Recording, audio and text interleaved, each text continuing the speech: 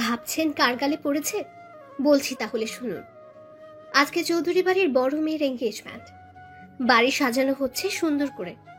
রাহুল বাগানে ক্যাটারিং এর লোকদের সাথে কাজ করছিল।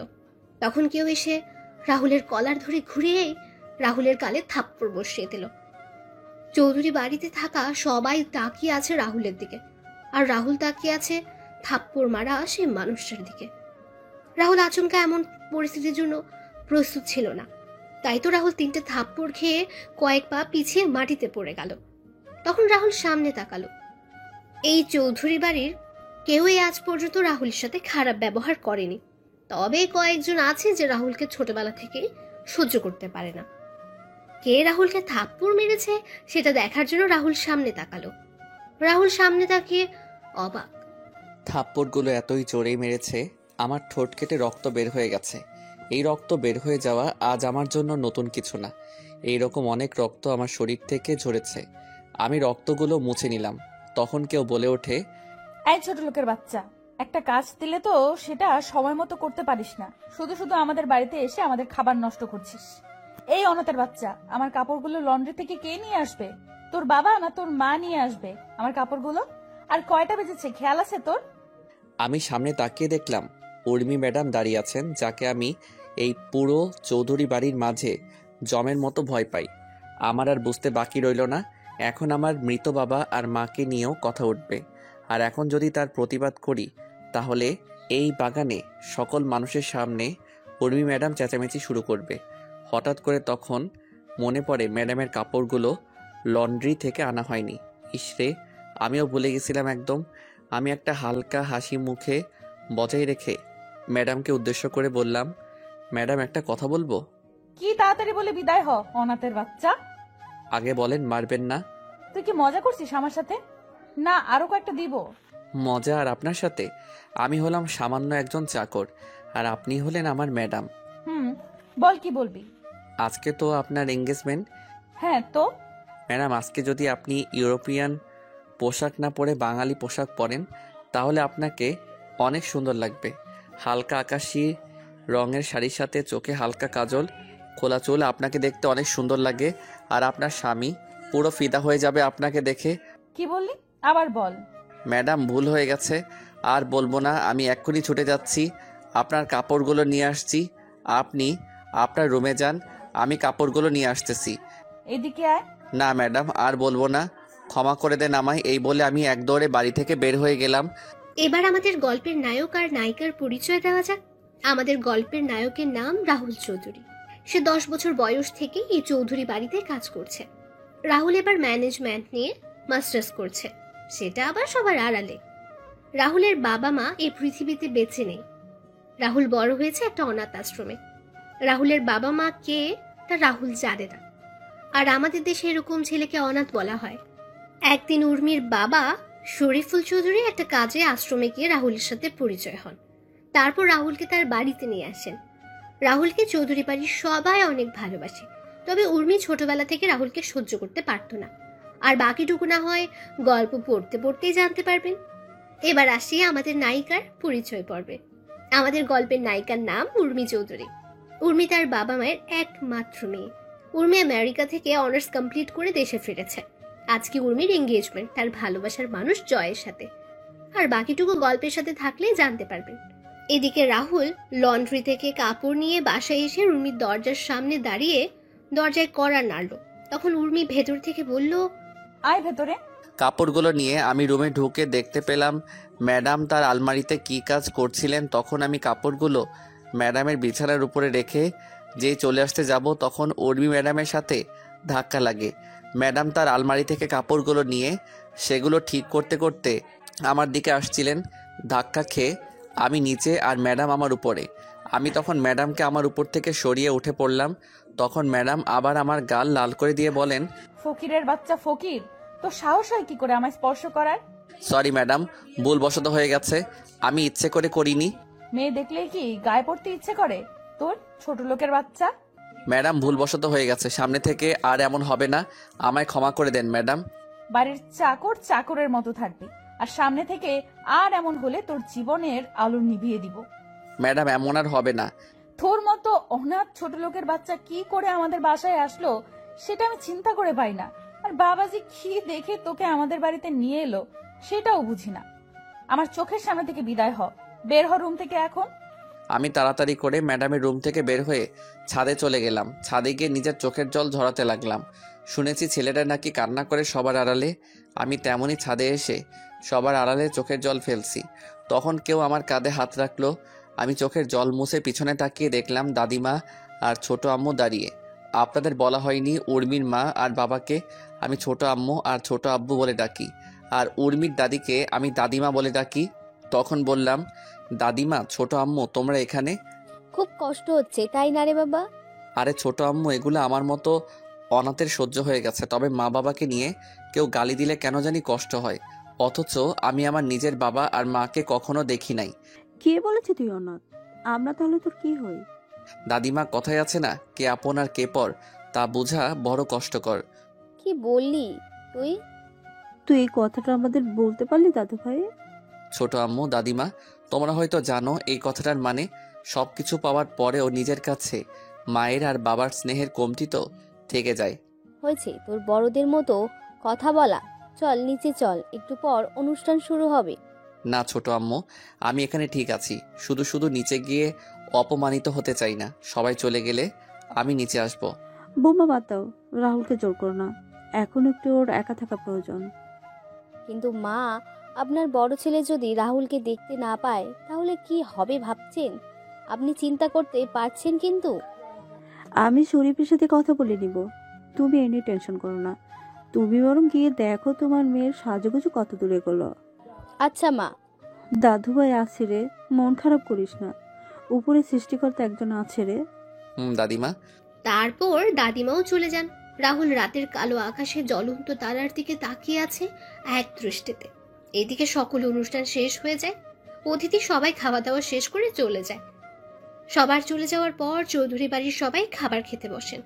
তখন শরীফুল চৌধুরী বললেন, কি ব্যাপার, সবাইকে দেখতে পাচ্ছি কিন্তু রাহুলকে দেখতে পাচ্ছি না। আজকে অনুষ্ঠানও ছিল না, রাহুল কোথায়? ছাদে আছে। এত রাতে ছাদে রাহুল একা কি করে? চাকর মানুষ, এছাড়া আর কি করবে? কি ব্যাপার, কি হয়েছে? তোমরা এমন করে কথা বলছো কেন? তোমার গুণধর মেয়েকে জিজ্ঞেস করো, তোমার মেয়ে ভালো করে বলতে পারবে। সেই ছোটবেলা থেকে ছেলেটার সাথে খারাপ ব্যবহার করে আসছে। কি ব্যাপার উর্মি, আমি কি শুনছি সব? বাড়ির চাকরকে নিয়ে এত আদিক্ষেতা না দেখানোই ভালো বাবা। রাহুল এ বাড়ির চাকর না, সেটা অনেক আগেই ভালো করে তোমায় বলে দিয়েছি উর্মি। এখন বলো আজকে কি হয়েছে? আমার কাপড় লন্ড্রি থেকে সময় মতো নিয়ে আসেনি, তাই কয়েকটা দিয়েছি। তোর কি কোনো লজ্জা শরম কিছু নেই? ছেলেটা তোর থেকে 6 বছরের বড়, তারপর ওর গায়ে হাত তুলিস তুই। এত কিছুর পরও ছেলেটা কিছুই বলে না তোকে। সামান্য একটা চাকরের জন্য তোমরা আমার সাথে এমন করতেছো? ওর মতো সামান্য চাকরের সাহস হবে কি করে আমায় কিছু বলার? সামান্য চাকর বলছিস কাকে তুই? আজকে যে তুই বৌমা, হচ্ছেটা কি? কি বলো মা, তুমি কি বলতে চাইছিলে? তুমি এখন আমি বেঁচে এরপরে কি মা? ও কিছু না, তুমি আর সামনে থেকে রাহুলের সাথে খারাপ ব্যবহার করবে না, আর যাতে তোমার নামে কোনো বিচার না আসে সেটা খেয়াল রাখবে উর্মি। শরীফুল চৌধুরী খাবার না খেয়ে উঠে পড়লেন।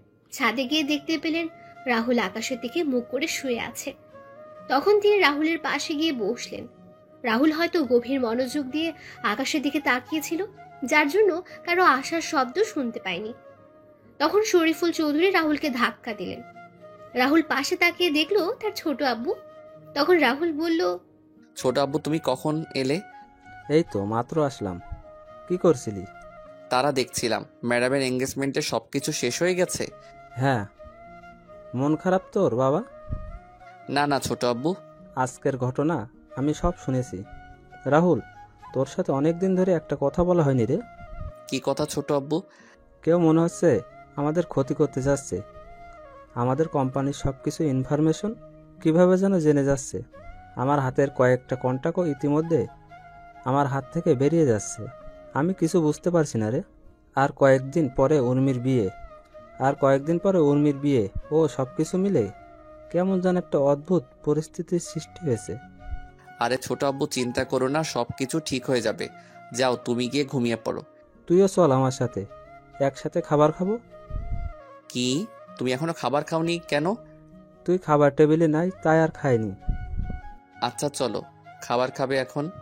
তারপর শরীফুল চৌধুরী আর রাহুল নিচে এসে খাওয়া শুরু করলেন। খাওয়া শেষ করে যে যার রুমে গিয়ে শুয়ে পড়ল। এদিকে রাহুল রুমে বসে কিছু কাজ করছিল আর কিছু জিনিস পর্যবেক্ষণ করে শুরু করলো। কিছু সময় পর রাহুলও ঘুমিয়ে পড়ল। পরের দিন সকালে রাহুল ঘুম থেকে উঠে বাগানে থাকা সকল গাছে পানি দিয়ে ছাদে থাকা গাছগুলোতে পানি দিয়ে নিচে এসে সবার জন্য সকালের নাস্তা তৈরি করছিল। তখন ছোট আম্মু এসে রাহুলকে বললেন, ওই তোরে সকাল সকাল রান্নাঘরে আসতে মানা করেছি না? আরে ছোট আম্মু, এই একবেলাই তো তোমাদের জন্য নাস্তা তৈরির সুযোগ হয়, আর বাকি সময় তো ম্যাডাম আর ছোট আব্বুর সাথে থাকতে হয়। আর এটা তো আমার ছোটবেলা থেকে করতে করতে অভ্যাসে পরিণত হয়েছে। এটা এখন পরিবর্তন কর, তুই এখন আর আগের রাহুল নেই। তখন শরীফুল চৌধুরীর ছোট ভাইয়ের স্ত্রী সুলতানা রহমান নিচে নামতে নামতে বললেন, ভাবি, আপনি যে কি বলেন না, চাকর তো চাকরি থাকবে, ছোট আর বড় কি, সে তো আজীবন চাকরি থাকবে। রাহুল সুলতানা রহমানের কথা শুনে হালকা হাসি মুখে এনে কাজে মনোযোগ দেয়। আর ছোট আম্মু সুলতানা রহমানকে উদ্দেশ্য করে বললেন, তুই ঠিক বলেছিস, অমানুষ তো আর কোনোদিনও মানুষ হয় না। অমানুষ কিভাবে মানুষের মূল্য দিবে? ভাবি, তুমি কি কথাটা আমায় বললে? দেখ সুলতানা, তুই কথাটা কিভাবে নিবি সেটা তোর বিষয়, আর আমি কি তোকে মিন করে বলেছি? রাহুল সকলের জন্য নাস্তা রেডি করে টেবিলে সাজিয়ে রাখলো। তারপর রাহুল উর্মির জন্য সেদ্ধ ডিম আর চিকেন ব্রেস্ট, টমেটো, শসা ও পেঁয়াজের সঙ্গে পিপার যোগ করে উর্মির জন্য সালাদ তৈরি করলো। উর্মির রুমের সামনে গিয়ে দরজায় কড়াও নাড়ল। তখন উর্মি এসে দরজা খুলে দিল। ম্যাডাম, আপনার খাবার। রেখে যা। ম্যাডাম, আজকে কি কোথাও যাবেন? কেন? আসলে ম্যাডাম, ছোট আব্বুকে নিয়ে একটু অফিসে যেতাম। চাকরের বাচ্চা, তুই অফিসে গিয়ে কি করবি? লেখাপড়া তো আর ও জানিস না, আর তুই অফিসে যাবি? এই জুতাগুলো পলিশ করে নিয়ে আয়, আমি 11টার দিকে বের হব। 11টার আগে যেন তোকে গাড়ির কাছে দেখতে পাই। যদি 1 থেকে 2 সেকেন্ডও লেট হয় তাহলে তোর কপালে কিন্তু দুঃখ আছে। আচ্ছা ম্যাডাম। জুতাগুলো নিয়ে নিচে এসে আমি পালিশ করতে লাগলাম। জুতা পালিশ হয়ে গেলে আমি ম্যাডামের দরজার সামনে রেখে আসলাম।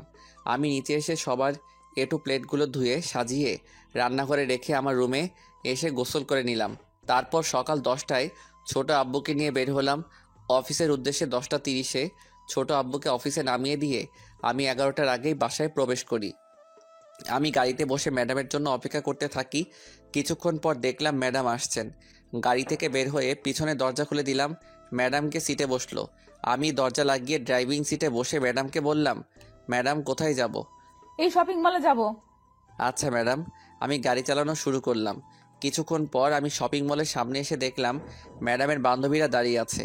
আমি গাড়ি থামিয়ে গাড়ি থেকে বের হয়ে গাড়ির দরজা খুলে ম্যাডামকে বললাম, ম্যাডাম চলে আসছি, আপনি নামতে পারেন। গাড়ি পার্কিং, গাড়িতে বসে থাকবি, আর আমি কল দিলে চলে আসবি। আর এই নে 50 টাকা, দুপুরের খাবার খেয়ে নিবি। হাসি মুখে টাকাটা নিয়ে আমি মাথা নাড়ালাম। তারপর ম্যাডাম তার বান্ধবীদেরকে নিয়ে চলে যান শপিং মলের ভিতরে। আমি গাড়িতে বসে রইলাম, ভালো লাগছিল না। তখন গাড়ি থেকে বের হয়ে আশেপাশে একটু হাঁটাহাঁটি করছিলাম। তখন দেখতে পেলাম একজন ভদ্র মহিলা তার ছেলেকে নিয়ে রাস্তা পার হতে পারছেন না। আমি তখন তাদের রাস্তা পার করিয়ে দিয়ে আসছিলাম। তখনই ম্যাডাম ফোন দিলেন। Hello madam. 4র্থ তলায়, তাড়াতাড়ি আয় তো একটু। আমি তাড়াতাড়ি করে শপিং মলের 4র্থ তলায় গিয়ে দেখতে পেলাম কয়েকটা ছেলে মিলে ম্যাডাম আর তার বান্ধবীদের সাথে কি যেন কথা বলছে। তবে তাদের কথা বলার ধরনগুলো সুবিধার মনে হচ্ছিল না। আমি ছেলেদের পিছনে গিয়ে বললাম, কিরে, এখানে কি সমস্যা? কিছু না, তুই যা এখান থেকে, কোনো সমস্যা নেই। আচ্ছা ম্যাডাম চলুন, এখানে কোনো সমস্যা নেই। এখানে একদম চালাকি করার চেষ্টা করবি না, তা না হলে এগুলো দেখছিস। ভাই, আমি কি করলাম? আমি তোমাদের জিজ্ঞেস করলাম সমস্যা কি, তোমরা বললে কোনো সমস্যা নেই, তাই তো আমি এদের নিয়ে চলে যাচ্ছি।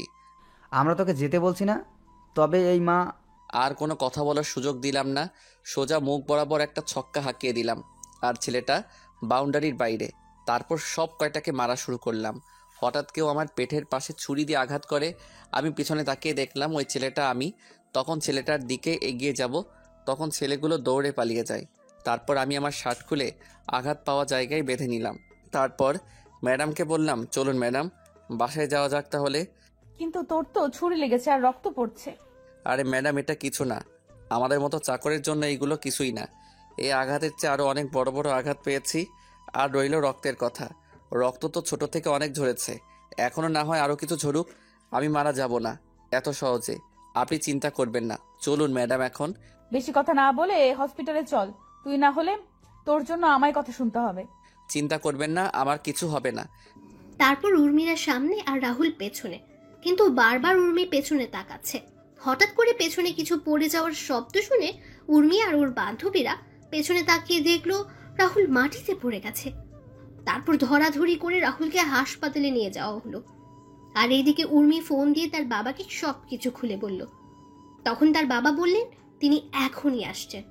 এদিকে রাহুলের অপারেশন চলছে ভেতরে, ডাক্তাররা অনেক সাবধানে অপারেশন করছেন। রাহুলের কোনো ভুল হলেই যে কোনো কিছুই হয়ে যেতে পারে। 3 ঘন্টা পর ডাক্তার বের হলেন অপারেশন থিয়েটার থেকে। তবে ডাক্তারের চেহারা কালো হয়ে আছে। এর মাঝে উর্মির বাবা মা, দাদিমা, চাচা চাচি চলে এলেন। তখন শরীফুল চৌধুরী বললেন, ডাক্তার, রাহুল কেমন আছে এখন? ডাক্তার চুপ করে আছে, কোনো কথা বলছে না। এবার সবার মুখটা কালো হয়ে যাচ্ছে, আর উর্মিও টেনশনে আছে। কিন্তু উর্মি বুঝতে পারছে না যে পেটের পাশে আঘাতের জন্য কি এমন হলো ডাক্তারের মুখ এমন কালো। আর ডাক্তার চুপ হয়ে আছে, কোনো কথা বলছে না। তখন উর্মির চাচা শফিক চৌধুরী বললেন, কি হলো ডাক্তার, আপনি কোনো কথা বলছেন না যে? বলুন না, রাহুলের অবস্থা এখন কেমন? ছেলেটা ভালো আছে তো?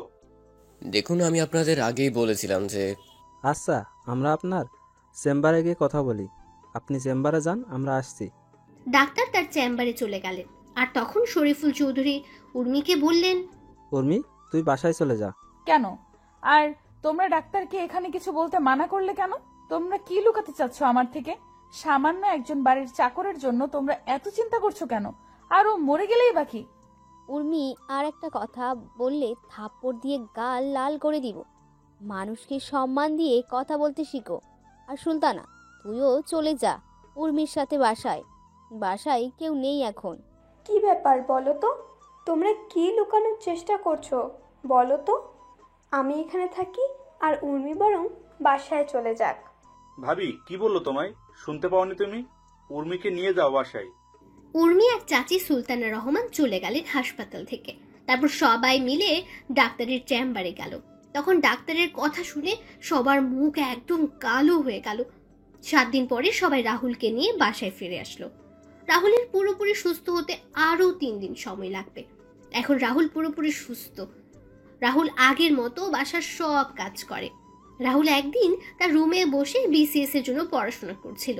তখনই উর্মি রাহুলের দরজায় কড়া নাড়ল। তখন রাহুল বইগুলো লুকিয়ে রেখে দরজা খুলে দিল। তখন উর্মি রাহুলের রুমে ঢুকে রাহুলকে বলল, শোন, আজকে বিকেলে আমি ফুফুদের গ্রামে যাব আর সেখানে কয়েকদিন থাকবো, তাই তুই তোর কিছু কাপড় সাথে করে নিয়ে নিস। ম্যাডাম, কারণটা কি জানতে পারি? তোর জানার দরকার নেই। উর্মি চলে গেল রাহুলের রুম থেকে। রাহুল দুপুরের খাবার খেয়ে নিজের রুমে এসে কাপড়গুলো গুছিয়ে নিল। তারপর ঘুমিয়ে পড়ল। 3:50 দিকে রাহুল ঘুম থেকে উঠে রেডি হয়ে নিল। তারপর ছোট আম্মু, দাদিমার, চাচিকে বলে রাহুল বাসা থেকে বের হয়ে গাড়িতে গিয়ে উর্মির জন্য অপেক্ষা করতে লাগলো। কিছুক্ষণ পর উর্মি একটা ব্যাগ নিয়ে বাসা থেকে বের হয়ে এলো। রাহুল গাড়ির দরজা খুলে দিয়ে ব্যাগটা পেছনের ডিকিতে রাখলো। তারপর রাহুল গাড়ি চালানো শুরু করলো। উর্মির ফুপুর বাসা উর্মিদের বাসা থেকে 60 কিলোমিটার দূরে। মাঝ রাস্তায় আসার পর রাহুল উর্মিকে বলল, ম্যাডাম, একটা কথা আপনাকে কয়েকদিন ধরে বলবো বলে ভাবছি। কি কথা?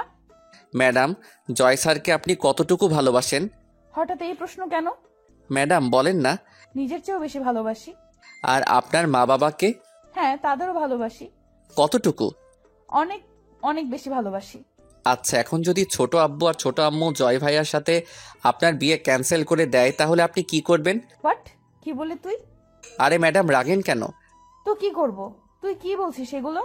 আরে ম্যাডাম, আমি জানতে চাইছি, এমন একটা পরিস্থিতি তৈরি হলো আপনি জয় স্যারকে বা আপনার বাবা আর মাকে বেছে নিতে হবে, তখন আপনি কাকে বেছে নেবেন?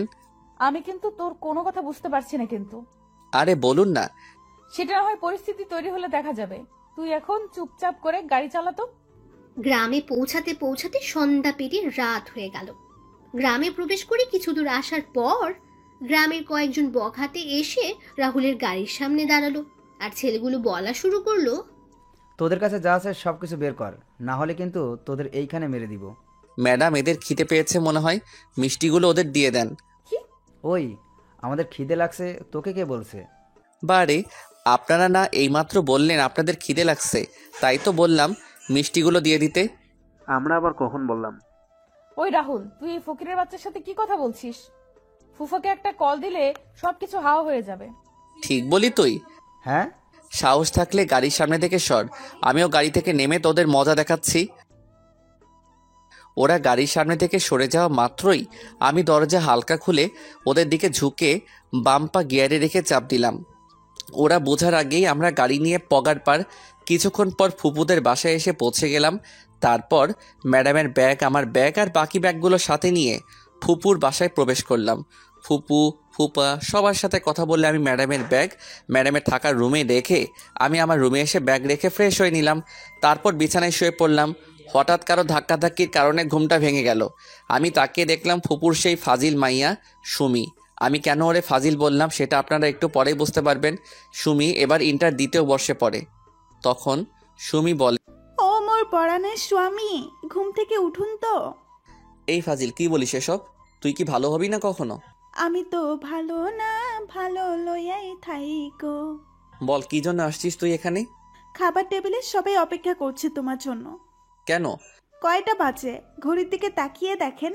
ঘড়ির দিকে তাকিয়ে দেখলাম রাত 10টা 30 বাজে। তখন বললাম খাওয়া দাওয়া শেষ সবার? না, আপনার জন্য অপেক্ষা করছে। উঠে আমি নিচে চলে এলাম। নিচে এসে দেখলাম সবাই বসে আছে।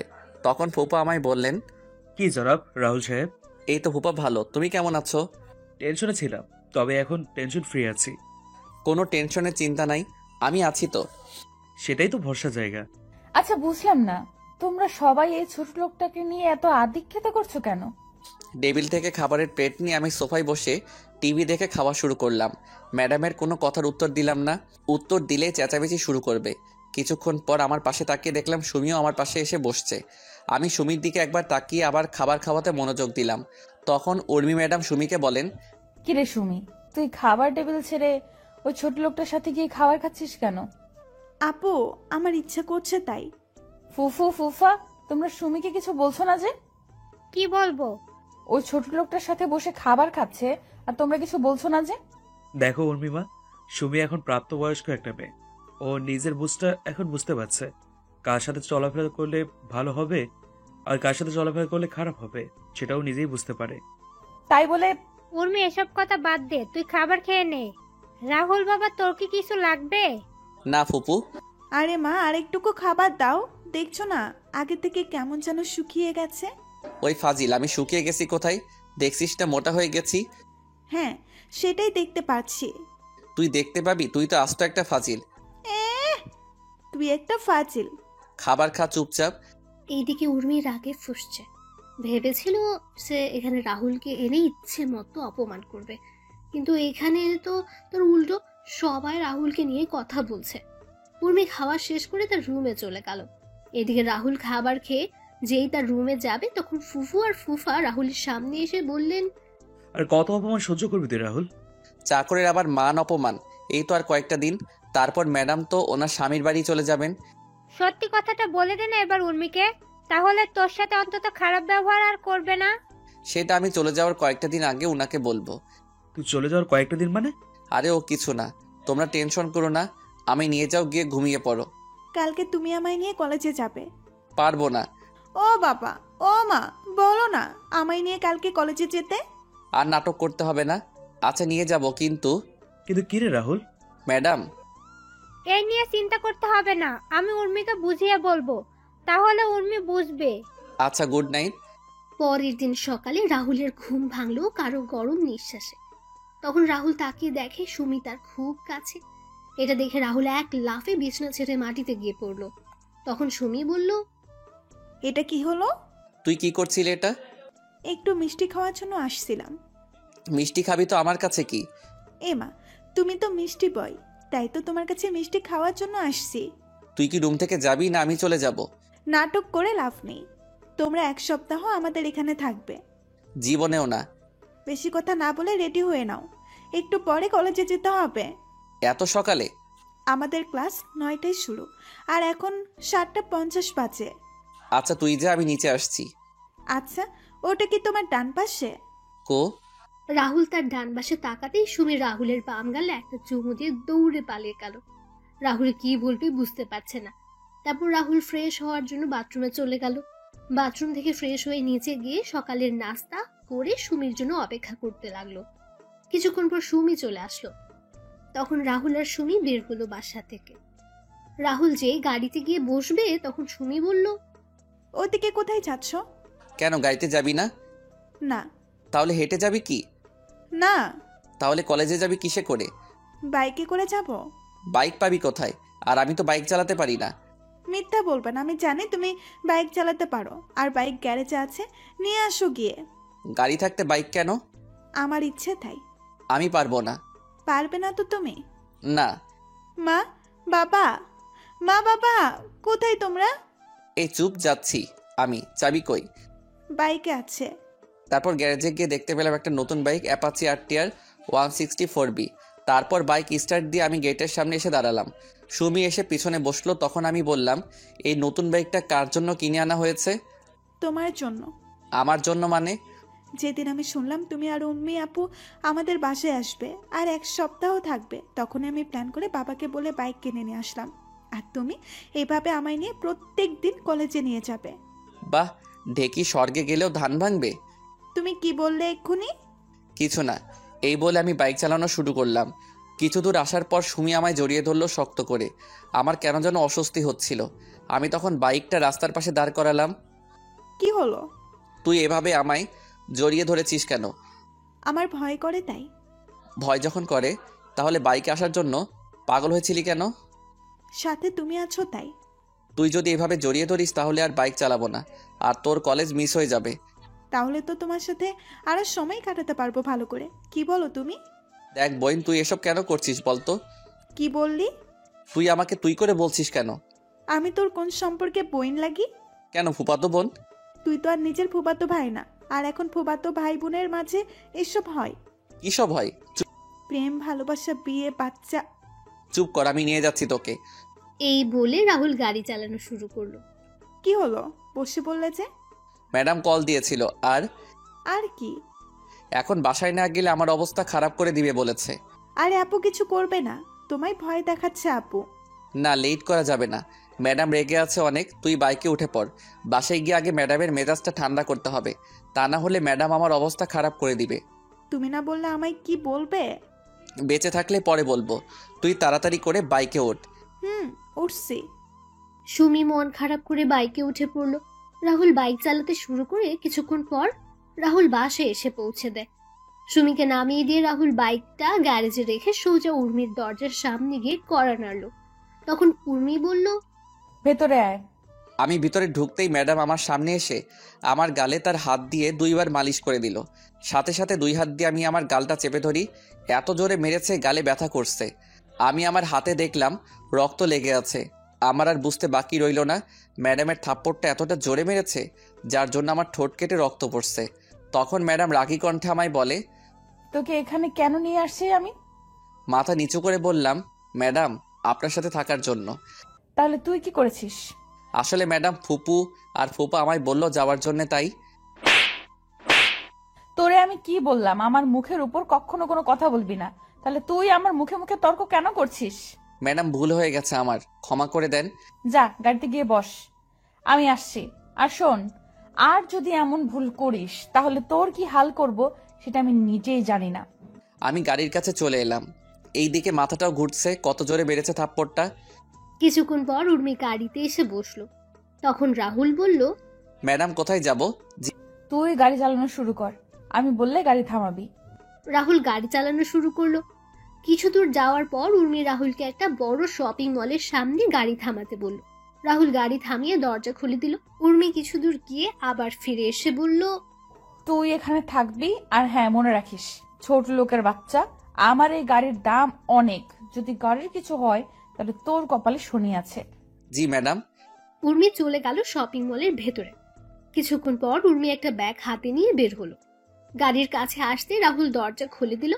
উর্মি গিয়ে গাড়িতে বসলো। রাহুল গাড়ি চালানো শুরু করলো। তখন রাহুল বলল, ম্যাডাম এখন কোথায় যাবেন? ফুফুদের বাড়িতে। রাহুল তাড়াতাড়ি বাড়ি যাওয়ার জন্য একটা শর্টকাট রাস্তা নিয়ে নিল, যেটা আজকে সুমি দেখিয়ে দিয়েছিল কলেজে যেতে। রাস্তা দিয়ে যাওয়ার সময় হঠাৎ করে উর্মি রাহুলকে বলল, এই গাড়ি থামা। কেন? আমি হাওয়াই মিঠাই খাবো। ম্যাডাম সন্ধ্যা হয়ে যাচ্ছে, আর এই রাস্তা খুব একটা ভালো না। আর একটা কথা বলবি তো আমি তোর গাল লাল করে দিব। চুপচাপ গাড়ি দাঁড় করা। কিন্তু ম্যাডাম। দাঁতে দাঁত চেপে বললাম গাড়ি থামা বলছি। রাহুলের বাধ্য হয়ে গাড়ি দাঁড় করাতে হলো। উর্মি তাড়াতাড়ি করে গাড়ি থেকে নেমে হাওয়াই মিঠাইওয়ালার কাছে চলে গেল আর হাওয়াই মিঠাই খাওয়া শুরু করলো। রাহুল গাড়ির ভেতর বসে এক দৃষ্টিতে উর্মির মিঠাই খাওয়া দেখছে। উর্মি পুরো বাচ্চাদের মতো করে খাচ্ছে। তখনই সেখানে ওই দিনের ছেলেগুলো চলে এলো। এটা দেখে রাহুল গাড়ি থেকে নেমে উর্মির সামনে গিয়ে দাঁড়ালো। উর্মি তো সেদিকে কোনো খেয়ালই নেই, সে তার মতো করে খেয়ে যাচ্ছে। তারপর ছেলেগুলো শীষ বাজিয়ে উর্মির সামনে গেল। ছেলেগুলো উর্মির কাছে যাওয়ার আগে রাহুল উর্মির সামনে চলে এলো। তখন ছেলেগুলো বলল, কিরে, আজকেও কি তুই এই মেয়েকে নিয়ে যেতে পারবি? শুধু শুধু ঝামেলা করছেন কেন? ঝামেলা কোথায়? তুই চলে যা, আমাদের এই মেয়েকে ভালো লেগেছে, আমরা এর সাথে আজকে সারা রাত একটু মজা করব। ছেলেগুলোর কথা শুনে উর্মি খাওয়া থামিয়ে দিয়ে ছেলেটার গালে ঠাস ঠাস করে বসিয়ে দিল কয়েকটা, আর বলল, ফকিরের বাচ্চা, তুই আমায় নিয়ে এমন কথা বলার সাহস করলি কি করে? এই বলে ছেলেটার গালে শরীরের সমস্ত শক্তি দিয়ে আরো একটা চর বসিয়ে দিলাম। আরেকটা ছেলে যখন এগিয়ে আসবে তখন রাহুল ওই ছেলেকে মারা শুরু করলো। কিছুক্ষণ পর আরো কয়েকজন এসে ওই ছেলেদের সাথে যোগ দিল। রাহুল কোনো উপায় না পেয়ে উর্মিকে নিয়ে দৌড়ানো শুরু করলো। দৌড়তে দৌড়তে রাহুলরা আরেকটা গ্রামে চলে গেল। ওই গ্রামে গিয়ে রাহুলরা একটা মসজিদে আশ্রয় নিল আর মসজিদের মুয়াজ্জিনকে সব খুলে বলল। মুয়াজ্জিন সব শুনে রাহুল আর উর্মিকে বসতে বললেন। তিনি গ্রামের মুরব্বীদের খবর দিলেন।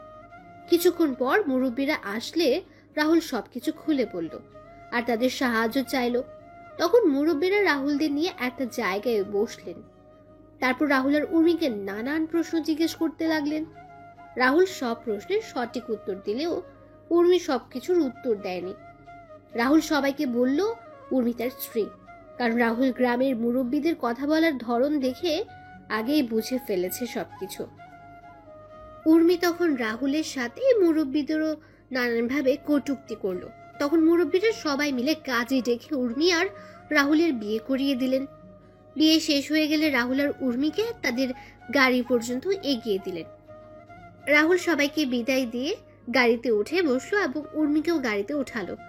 রাহুল গাড়ি চালিয়ে কিছু দূর আসার পর উর্মি রাহুলকে গালি দিয়ে বলল, এই চাকরের বাচ্চা চাকর, তোর সাহস হলো কি করে আমায় তোর বউ বলার? এছাড়া কোনো উপায় ছিল না। আমি সবকিছু ঠিক করে নিয়েছিলাম, কিন্তু আপনি সবকিছু ভেস্তে দিলেন। তুই বাড়ির সামান্য চাকর হয়ে আমায় তোর বউ বলবি, সেটা আমি আবার মেনে নেব? তুই ভাবলি কি করে? ম্যাডাম, আপনি গ্রামের মুরব্বীদের কথার মানে বুঝবেন না আর মুরব্বীদের কথার উত্তর দিতে পারবেন না, তাই আমি আপনাকে আমার বউ বলেছি।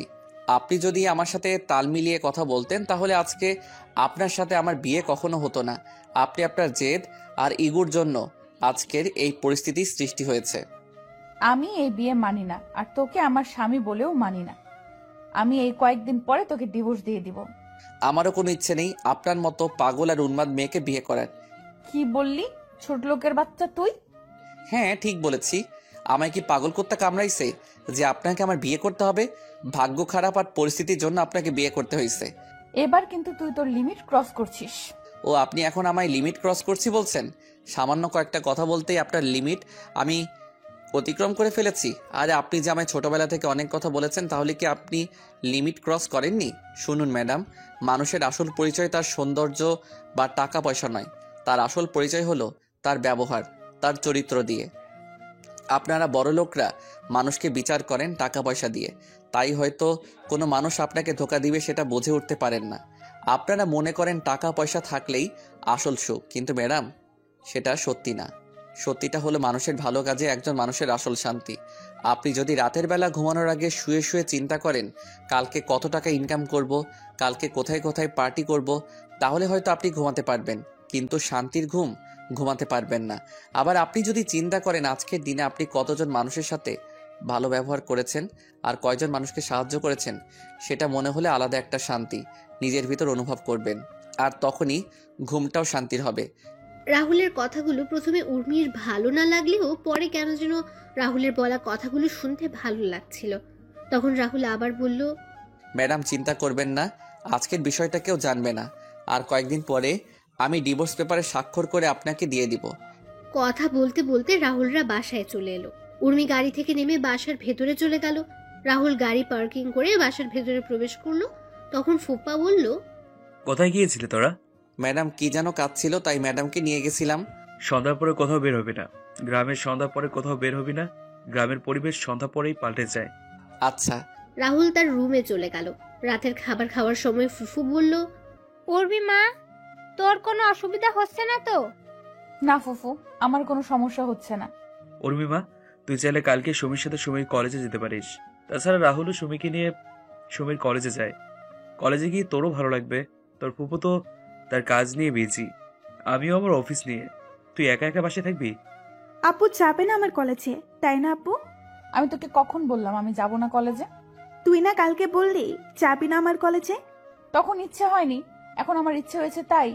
রাহুল সোফায় বসে টিভি দেখছে আর খাবার খাচ্ছে। এদিকে উর্মি কালকে কলেজে যাবে শুনে সুমির অনেক রাগ হচ্ছে। সুমির রাগ হচ্ছে তার বাবার উপর। তিনি কেন উর্মিকে তাদের সাথে কলেজে যেতে বলেছেন? উর্মি মন খারাপ করে খাবার নাড়াচাড়া করছে। তখন সুমির মা বলল, কি রে সুমি, খাচ্ছিস না কেন? খাচ্ছি তো। সুমি, তুই কোনো কিছু নিয়ে টেনশন করেছিস? আস্তে আস্তে করে বললাম, তুই তো আমার আসল টেনশনের কারণ আপু। কালকে কলেজে গিয়ে যে তুই কি করবি সেটা নিয়ে আমি টেনশনে আছি রে বোন। কি রে, কিছু বলছিস না যে? কালকের বাসের জন্য অপেক্ষা করছি। কিসের বাস? সেটা তুমি বুঝবে না। তারপর খাবার শেষ করে যে যার রুমে চলে গেল। রাহুলও তার রুমে গিয়ে ঘুমিয়ে পড়ল। পরের দিন সকালে রাহুল ঘুম থেকে উঠে সকালের নাস্তা শেষ করে মোবাইলে গেমস খেলা শুরু করলো। এদিকে উর্মি আর সুমি সকালের নাস্তা শেষ করে নিজেদের রুমে গিয়ে কলেজে যাওয়ার জন্য রেডি হচ্ছে। কিছুক্ষণ পর উর্মি আর সুমি রেডি হয়ে নিচে আসলো, আর রাহুল কোনো দিকে নজর না দিয়ে নিজের মোবাইলের স্ক্রিনের দিকে তাকিয়ে রইল। তখন সুমি বলল, এই যে হ্যালো। ব্যস্ত আছি, এখন প্লিজ ডিস্টার্ব করবেন না, তাহলে তো খারাপ হয়ে যাবে। চুপ কর, না হলে তোর। রাহুলের কোনো দিকেই খেয়াল নেই, সে শুধু তার গেম নিয়েই ব্যস্ত। সুমি কোনো উপায় না পেয়ে রাহুলকে জোরে একটা ধাক্কা মারলো। সুমির ধাক্কায় রাহুলের জ্ঞান ফিরল। তখন রাহুল সামনে তাকিয়ে দেখতে পেল উর্মি আর সুমি দাঁড়িয়ে আছে। রাহুল ফোন রেখে তাড়াতাড়ি করে গাড়ির কাছে চলে গেল। রাহুলের পেছন পেছন উর্মি আর সুমি গাড়ির কাছে চলে এলো। রাহুল দরজা খুলে দিল। উর্মি পেছনের সিটে গিয়ে বসলো আর সুমি রাহুলের পাশের সিটে গিয়ে বসলো। রাহুল গাড়ি চালানো শুরু করলো। কিছুক্ষণ পর সুমির কলেজে পৌঁছে গেল তারা। সুমি গাড়ি থেকে নেমে উর্মিকে বলল, আপু চল। বল। রাহুলকে উদ্দেশ্য করে বললাম, কি হলো তুমিও আসো? উর্মি ম্যাডামকে দেখে আমি সুমিকে বললাম, না আপনারা যান, আমি এখানে আছি, আর কোনো কিছু দরকার হলে আমাকে বলবেন, আমি পৌঁছে যাব। বললাম না আসার জন্য। না আপনারা যান। এই সুমি, ওকে এত করে বলছিস কেন? ও চাকর, ও গাড়ির কাছেই থাকুক, ওকে কেন ডাকছিস তুই? আপু ও তোদের চাকর, কিন্তু আমাদের জন্য আমাদের অতিথি। কারণ অন্তত তুই আমার কলেজে ওকে চাকর বা অন্য কিছু না বললে খুশি হব। আর কলেজের সবাই বাবাকে সম্মান করে, তাই কলেজের সবার সামনে এমন কোনো আচরণ করিস না যার জন্য বাবার সম্মানহানি না হয়। ওর জন্য তোর এত দরদ কিসের? মানুষই মানুষের জন্য দরদ থাকাটা কি স্বাভাবিক নয় আপু? দেখ আমি ওদের কথা শুনে বুঝতে পারলাম এদের যদি থামানো না হয় তাহলে দুই বোনের মাঝে ঝগড়া চুল ছিঁড়াছিঁড়ি হতে পারে। তখন বললাম, আমি গাড়িতে আছি, আপনারা আসুন, আর গাড়িতে গ্যাস নেই, আমি বরং গ্যাস নিয়ে আসি। এই বলে আমি সেখান থেকে চলে এলাম। রাহুল গাড়িতে এসে আবার গেম খেলা শুরু করলো। আর এদিকে সুমি আর উর্মি ক্যাম্পাসে গিয়ে বসলো। সুমি তার বন্ধু আর বান্ধবীদের সাথে উর্মির পরিচয় করিয়ে দিল। তারপর সবাই মিলে কিছুক্ষণ আড্ডা দিয়ে ক্লাসে চলে গেল। সকল ক্লাস শেষ করে সুমিরা আবার আড্ডা দেওয়া শুরু করলো। কিছুক্ষণ পর সবাই যার যার বাসায় চলে গেল।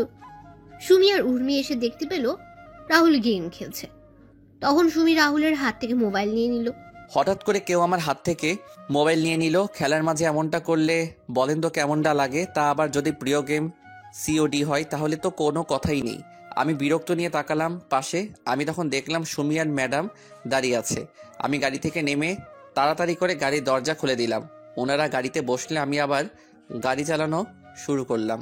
40 মিনিট পরে সবাই বাসায় এসে পৌঁছালো। দুপুরের খাবার খেয়ে যে যার মতো রুমে গিয়ে ঘুমিয়ে পড়ল। বিকেলে রাহুলের ঘুম ভাঙলে রাহুল ছাদে গিয়ে দোলনায় শুয়ে পড়ল। রাহুল শুয়ে শুয়ে এক দৃষ্টিতে আকাশের দিকে তাকিয়ে আছে। সুমিদের বাসার ছাদে এলেই খারাপ থাকা মনটা নিমেষেই ভালো হয়ে যায় পাখির কিচিরমিচির শব্দে। মানুষের বাসায় ফেরার মতো পাখিরাও ফিরে যাচ্ছে তাদের আসল ঠিকানায়। আর সাথে পাখির কিচিরমিচির শব্দ, ঝাঁকে ঝাঁকে চড়ুই পাখি দেখে মনে হচ্ছে এ যেন পাখিদের মিলন মেলা। দল বেঁধে উড়ে এসে বসে গাছের ডালপালায়। গাছের প্রতিটি শাখা প্রশাখা ভরে ওঠে চড়ুই পাখিতে। আর তাদের কিচিরমিচির শব্দে মুখর থাকে গোটা এলাকা। সুমিদের পাশে এই বিদ্যুৎ কেন্দ্রের বাগানে বিকেল হলেই সমাবেশ হয় শত শত চড়ুই পাখির। সারাদিন স্থানটি ফাঁকাই থাকে, তবে বিকেল হলেই শুরু হয়ে যায় পাখিদের আনাগোনা। ঝাঁকে ঝাঁকে চড়ুই পাখি এসে বসে থাকে পল্লী বিদ্যুৎ সংলগ্ন আশেপাশের গাছপালাগুলোতে। সন্ধ্যার আগ মুহূর্ত পর্যন্ত হাজার হাজার পাখি এসে জড়ো হয় এলাকাটিতে। পাখিদের কলকাকলিতে মুখর হয়ে ওঠে পুরো এলাকা। এ সময় এক অপূর্ব পরিবেশের সৃষ্টি হয়। তখনই রাহুল কারো ছাদের আসার শব্দ শুনতে পেল। রাহুল তাকিয়ে দেখলো সুমি আর উর্মি ছাদে এসেছে। রাহুল সেটা দেখে না দেখার ভান করে শুয়ে শুয়ে পাখিদের আনাগোনা দেখছে।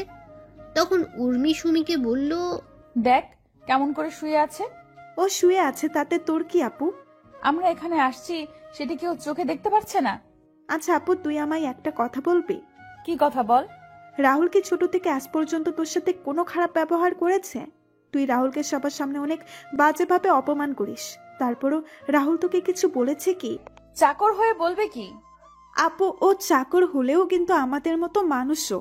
আচ্ছা আপু, আজকে যদি রাহুল চাকর না হয়ে কোনো ধনী ছেলে হতো আর তুই যদি রাহুলের জায়গায় থাকতি, তাহলে তুই যেভাবে রাহুলকে আঘাত করিস, তাকে অনেক বাজেভাবে সবার সামনে ট্রিট করিস, সেগুলো রাহুল যদি তোর সাথে করতো তাহলে তুই কি সেগুলো সহ্য করে নিতি?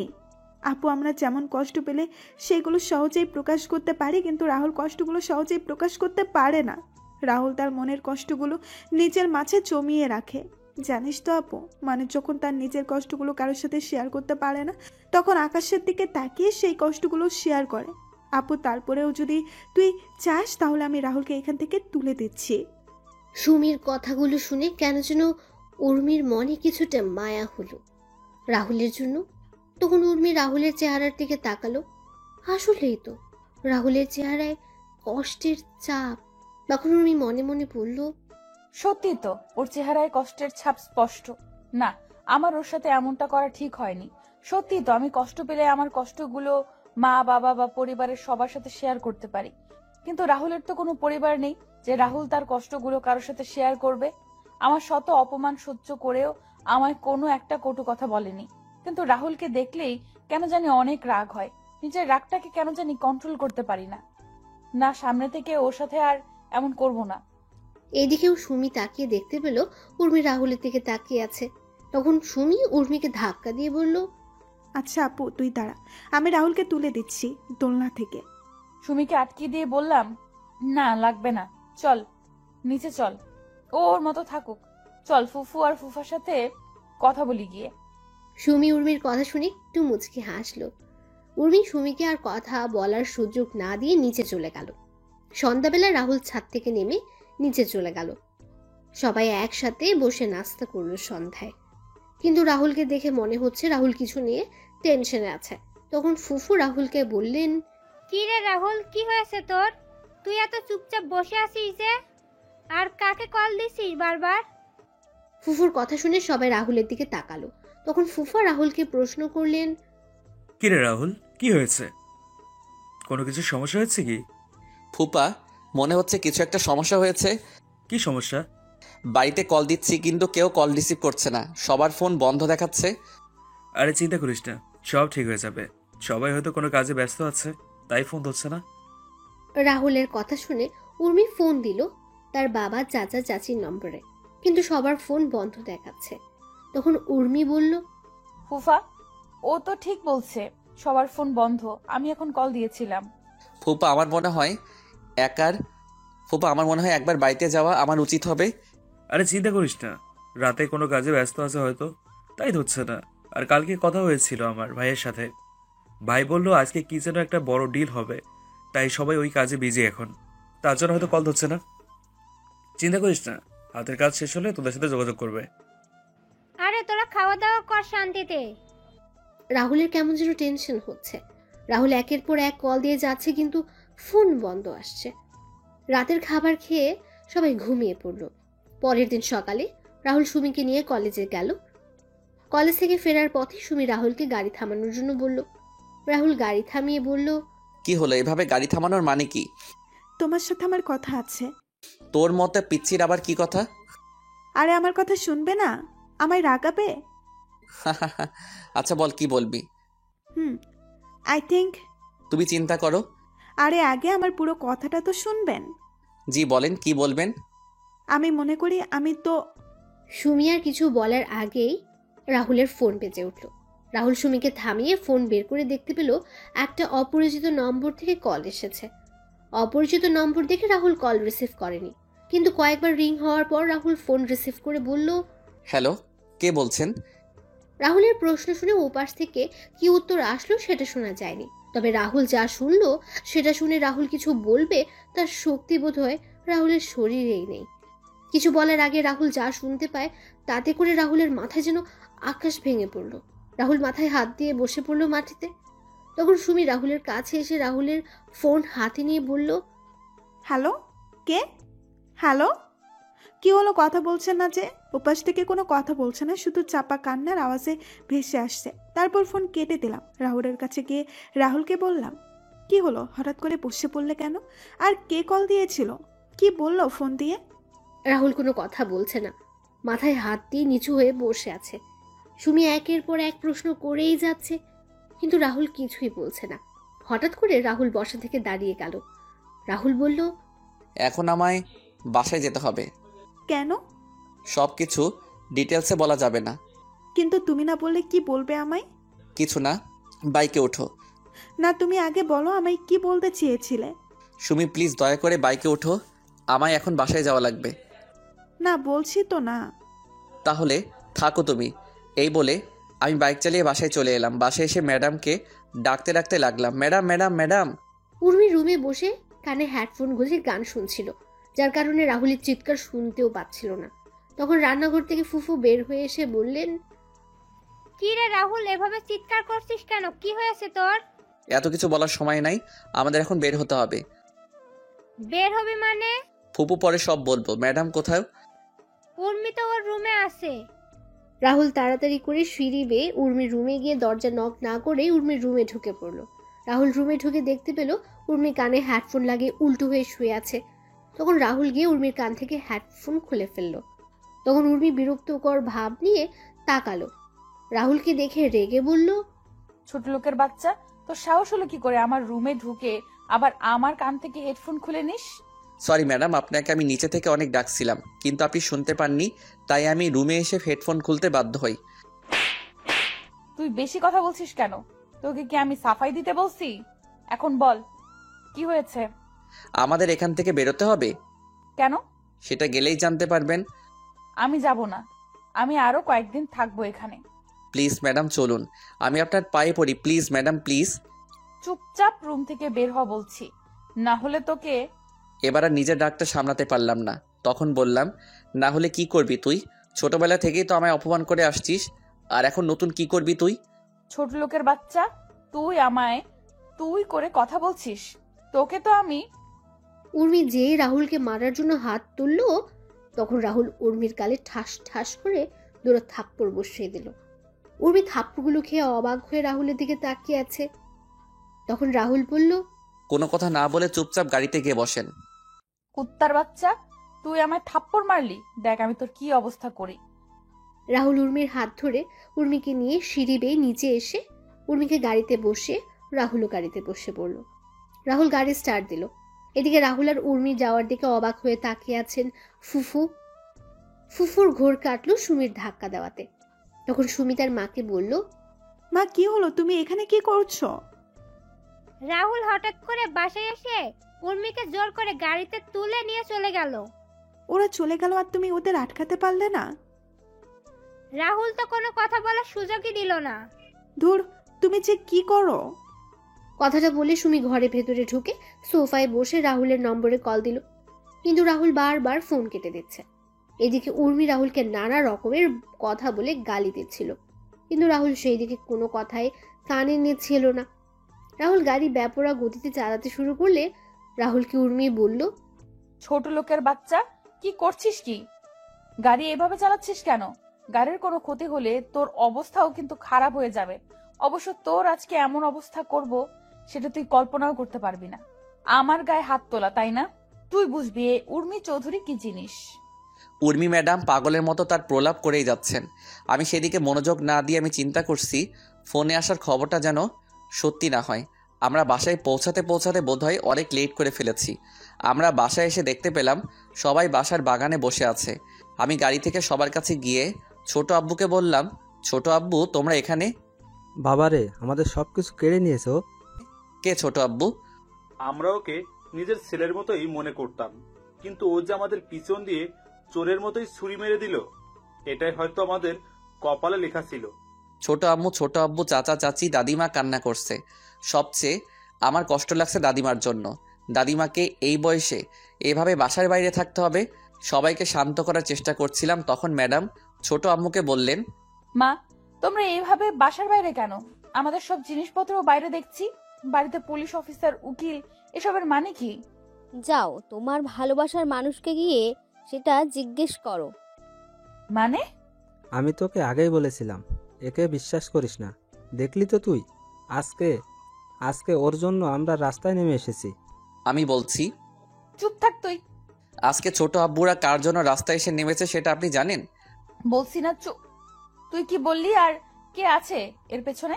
আপনার হবু স্বামী, আপনার বয়ফ্রেন্ড জয়। রাহুলের কলার চেপে ধরে বললাম, জয়কে নিয়ে একদম মিথ্যা কথা বললে আমি তোকে খুন করে ফেলবো। তুই বাড়ির চাকরের মতো থাকবি। আমাদের কথার মাঝে কথা বলতে আসবি না একদম। তখন জয় বাসা থেকে বের হয়ে আসলো। জয় এসে উর্মিকে উদ্দেশ্য করে বলল, জানো রাহুল সত্যি বলছে এইসব। রাহুলের সামনে থেকে জয়ের সামনে গিয়ে বললাম, কি বলছো কি তুমি এসব? হ্যাঁ জানো, তুমি যা শুনেছো সেটাই সত্যি। এই বাড়ি গাড়ি, এই সম্পত্তি হাতিয়ে নেওয়ার জন্য আমি অনেক কিছু করেছি, আর ফাইনালি আমি আমার প্ল্যানে জয়ী হলাম। জয়, মজা করার সময় এটা না। আরে আমি মজা করছি না তো, আমি সিরিয়াসলি বলছি। উর্মি জানেন, এই সম্পত্তি হাতিয়ে নেওয়ার জন্য আমি তোমার সাথে ভালোবাসার নাটক করি। তোমার পেছনে কুত্তার মতো ঘুরে বেরিয়েছি। আস্তে আস্তে তোমার থেকে সকল ইনফরমেশন কালেক্ট করে তারপর আমি আমার কাজে নেমে পড়ি। আর এখন তোমরা তোমাদের বাড়ির বাইরে। Now get lost my home and get lost my life. ও হ্যাঁ, তোমায় একজনের সাথে পরিচয় করিয়ে দিতে ভুলে গেছি, একটু দাঁড়াও। Liza, meet my wife Liza. জয়ের কথাগুলো শুনে উর্মির চোখে যেন অমাবস্যার অন্ধকার নেমে এলো। উর্মি জয়ের কলার চেপে ধরে বলল, ওই কুত্তার বাচ্চা, তুই আমায় এভাবে ঠকালি কেন? জয় ঠাস ঠাস করে দুটো থাপ্পড় উর্মির গালে বসিয়ে দিয়ে বলল, তোমার মতো নষ্টা আর অহংকারী মেয়েকে কাজে ব্যবহার করা যায়, কিন্তু ভালোবাসা যায় না। আর এই জয়ের রুচি এত খারাপ হয়ে যায়নি যে তোমার মতো একটা বাজারি মেয়েকে ভালোবাসবো। তুই ছিলি আমার দাবার চালের গুটি, তোকে দিয়েই আমি গেমটা জিতে নিলাম। গেম শেষ, সাথে তুইও।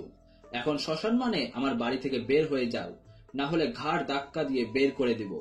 রাহুল যখন সবাইকে নিয়ে চলে আসছিল তখন জয় রাহুলকে উদ্দেশ্য করে বলল, কিরে রাহুল, তুই এই দিকে কোথায় যাচ্ছিস? তুই চাইলেই থাকতে পারিস আমাদের সাথে, আর ওদের মতো এত পশু না যে তোর সাথে খারাপ ব্যবহার করব।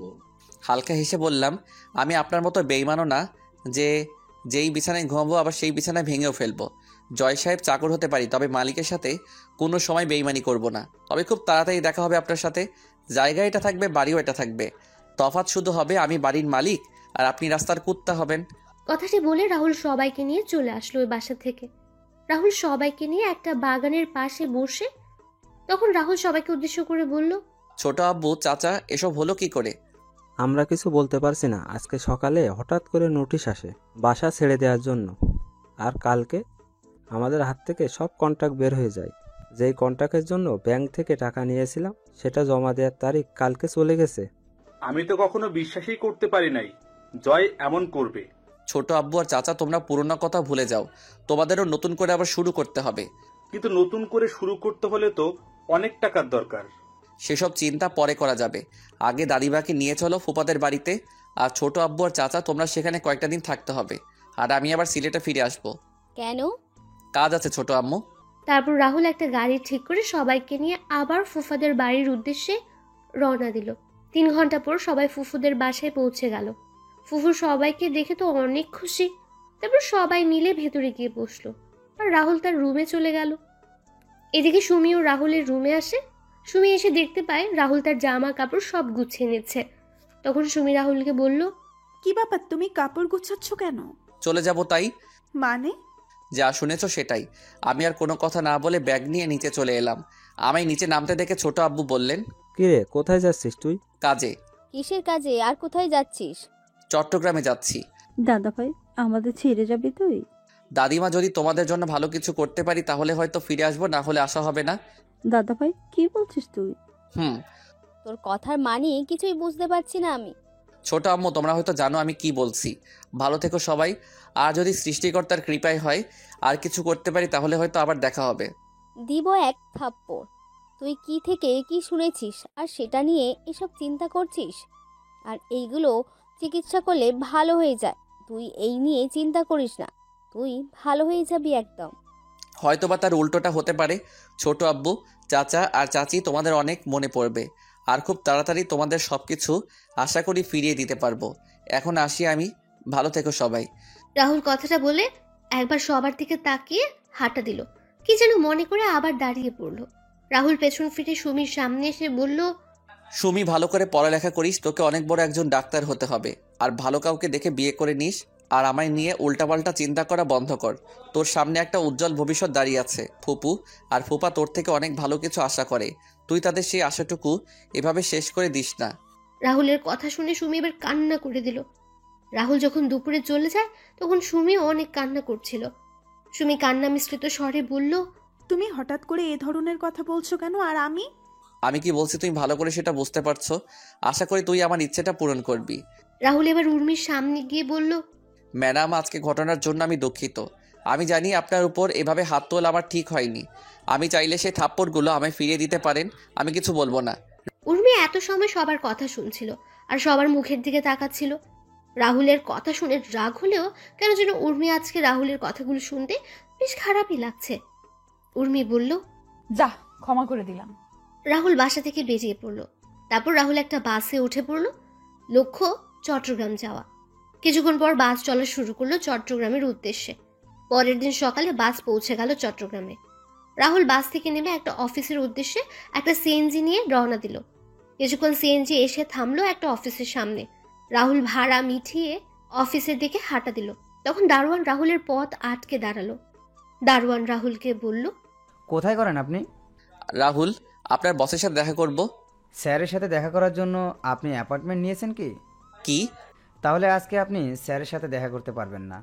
আচ্ছা, আপনি কাগজটা আপনার স্যারের কাছে দিলেই উনি আমায় চিনতে পারবেন। আচ্ছা।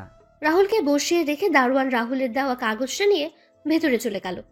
দারোয়ান তার স্যারের কাছ থেকে অনুমতি নিয়ে তার রুমে প্রবেশ করলো। তখন দারোয়ান তার স্যারকে উদ্দেশ্য করে বলল, স্যার, একটা লোক আপনার সাথে দেখা করতে আসছে, কিন্তু উনি কোনো অ্যাপয়েন্টমেন্ট নিয়ে আসেনি। চাচা, তাহলে বলে দাও আমি বিজি আছি। কিন্তু স্যার, এই কাগজটা দিয়ে বললেন, এই কাগজটা দেখলে আপনি চিনতে পারবেন ওনাকে। আচ্ছা, দাও দেখি কাগজটা। কাগজটা পড়ে অফিসের বস দারোয়ানকে উদ্দেশ্য করে বলল, চাচা, কোথায় আছেন এখন রাহুল? রাহুলকে? এই চিঠিটা যে দিতেছে সে কোথায় এখন? স্যার, ওনাকে আমি ওয়েটিং রুমে বসিয়ে আসছি। আচ্ছা, চলো। তারপর দারোয়ান আর বস মিলে ওয়েটিং রুমে এসে দেখতে পেল রাহুল বসে আছে। তখন বস রাহুলকে গিয়ে জড়িয়ে ধরে বলল, বন্ধু রাহুল, তুই কেমন আছিস? আমি ভালো আছি রে। সুফিয়ান, তুই কেমন আছিস? ভালোই আছি। তোর এমন অবস্থা কেন? চাকরের অবস্থা কেমন হবে আর? আরে শালা, আবার একই কথা বলিস? তুই কি আর এই কথাগুলো বলতে পারিস না? যা সত্যি তাই বললাম। চল আমার রুমে, কতদিন পরে তোর সাথে দেখা। আর দারোয়ান চাচা, তুমি 2টা ঠান্ডা পাঠিয়ে দিও আমার রুমে। আচ্ছা। রাহুল আর সুফিয়ান তার রুমে এসে বসলো। কিছুক্ষণ পর অফিসের একটা ছেলে এসে রাহুল আর সুফিয়ানকে ঠান্ডা দিয়ে গেল। সুফিয়ান তখন রাহুলকে বলল, বলো বন্ধু, এবার তোর কি খবর? ভালো আছি, তুই কেমন আছিস? ভালো আছি বন্ধু। আজকে এই ভালো থাকার পিছনে সব অবদান তোর বন্ধু। তুই যদি ওই দিন আমাদের সাহায্য না করতি তাহলে আমি কখনো ভালো থাকতে পারতাম না, আর এই পজিশনে আসতেও পারতাম না। আরে শাল্লা, তুই আমার বন্ধু, আমি তোকে সাহায্য করবো না তো কাকে করবো বল? তোর মতো বন্ধু পাওয়া ভাগ্যের ব্যাপার। মিতু আর নমি কেমন আছে? ভালো আছে ওরা। চলো বাসায় চলো, আজকে কতদিন পরে একসাথে। আর মিতু তোকে দেখলে অনেক খুশি হবে। জানিস, মিতু আর আমি প্রায় তোর কথা বলি। এই মারে বন্ধু, তোর কাছে কিছু কাজে আসছি, সেটা হয়ে গেলে আমি চলে যাব। শালা চলে যাবি মানে? পাকা কয়েক মাস আমার এখানে থাকবি। 2 বন্ধু মিলে অনেক ঘোরাঘুরি করব। চল বাসায় চল, এখন আর কোনো কথা হবে না।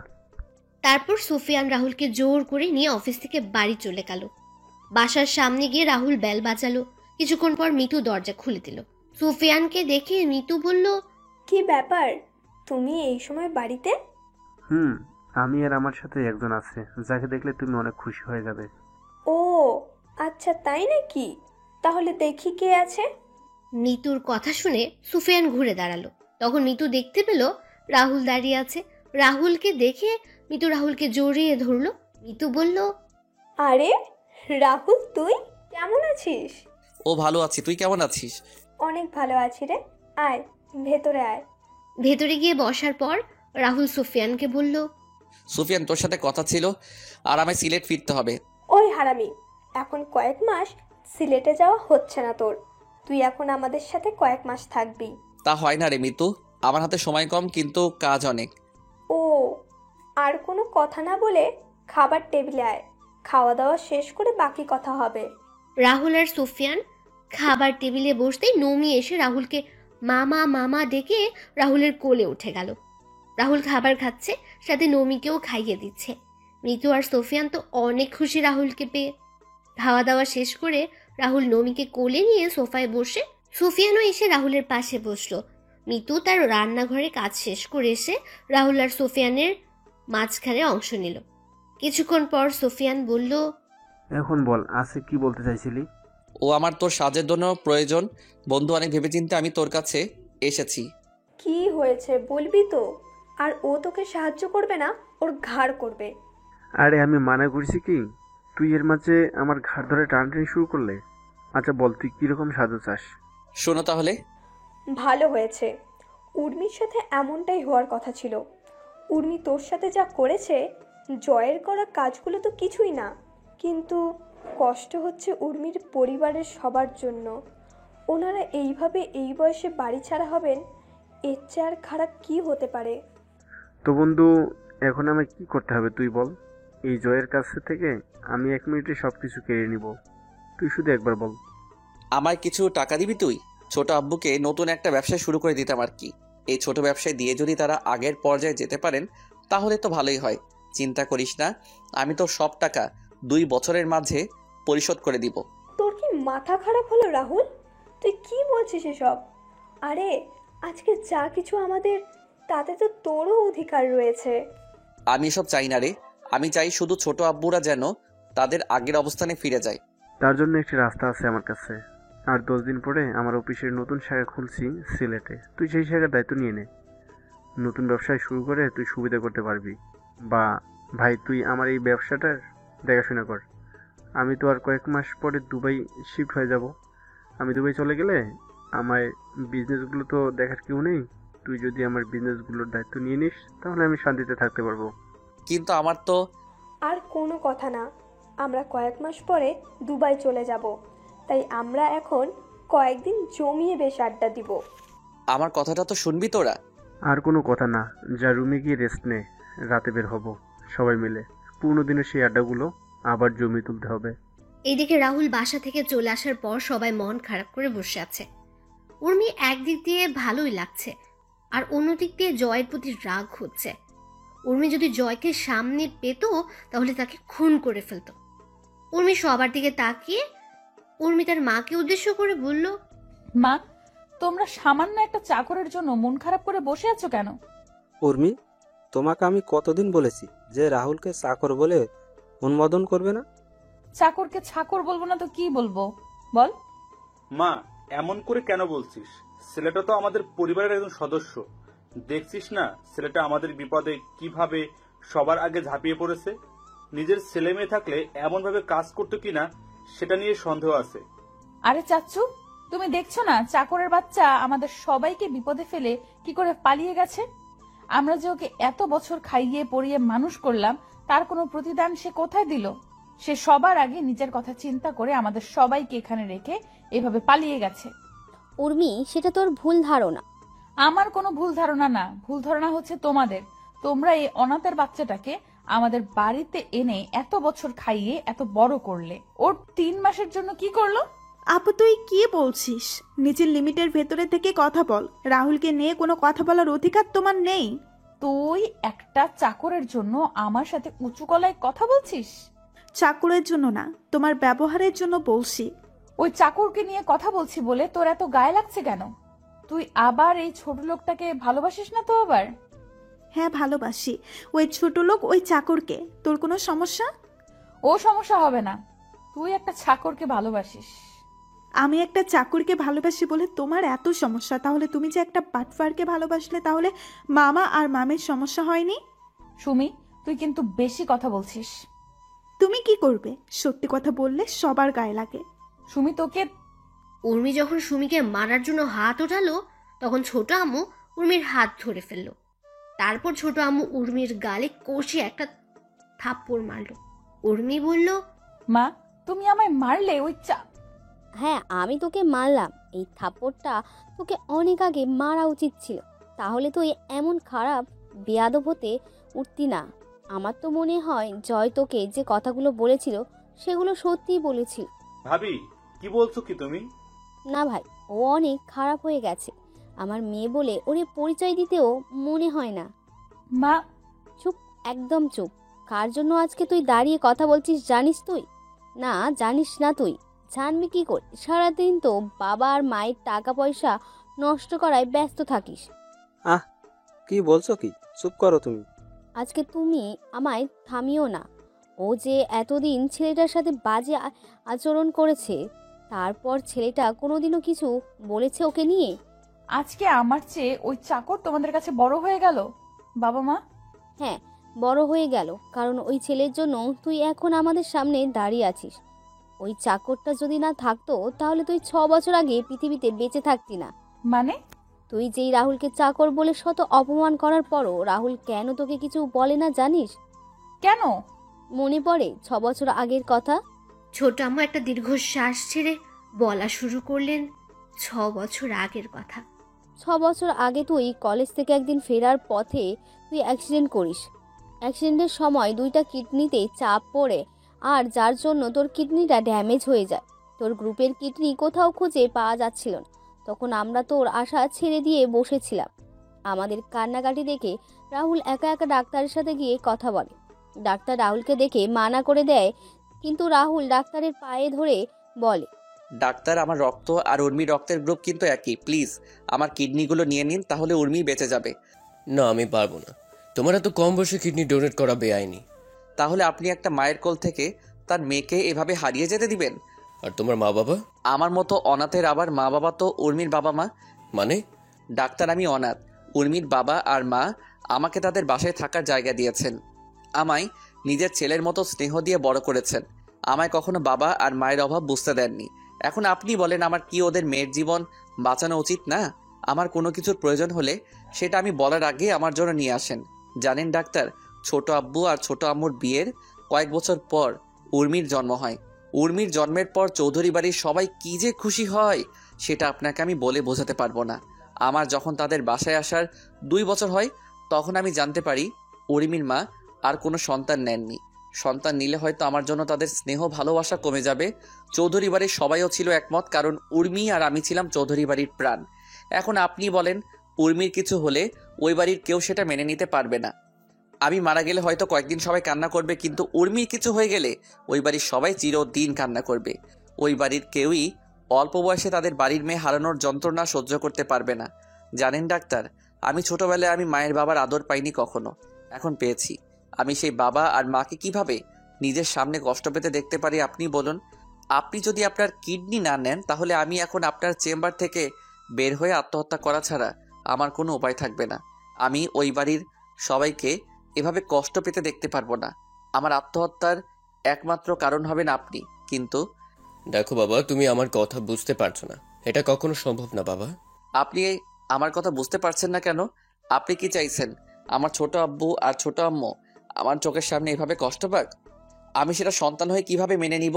কিন্তু ডাক্তারের পায়ে ধরে বললাম, আমি আপনার পায়ে পড়ি ডাক্তার, আপনি উর্মিকে বাঁচিয়ে দিন।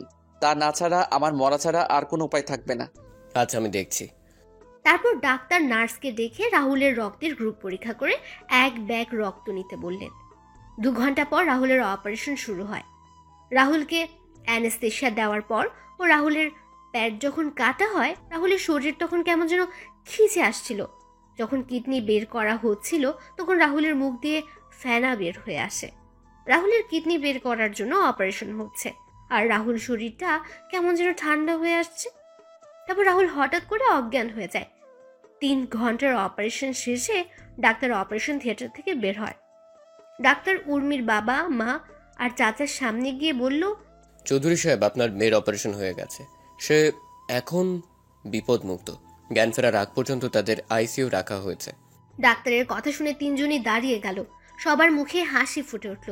তখন উর্মির বাবা ডাক্তারকে বললেন, ডাক্তার, আপনারা বললেন কিডনি পাওয়া যায়নি, তাহলে? কিডনি পাওয়া যায়নি, তবে একটা ছেলে তার কিডনি স্বেচ্ছায় দিয়েছে। তার 2টা কিডনি আমরা আপনার মেয়েকে আর আপনার মেয়ের কিডনিগুলো ওই ছেলেকে লাগিয়ে দিয়েছি। কিন্তু এতে তো ডাক্তার ছেলেটা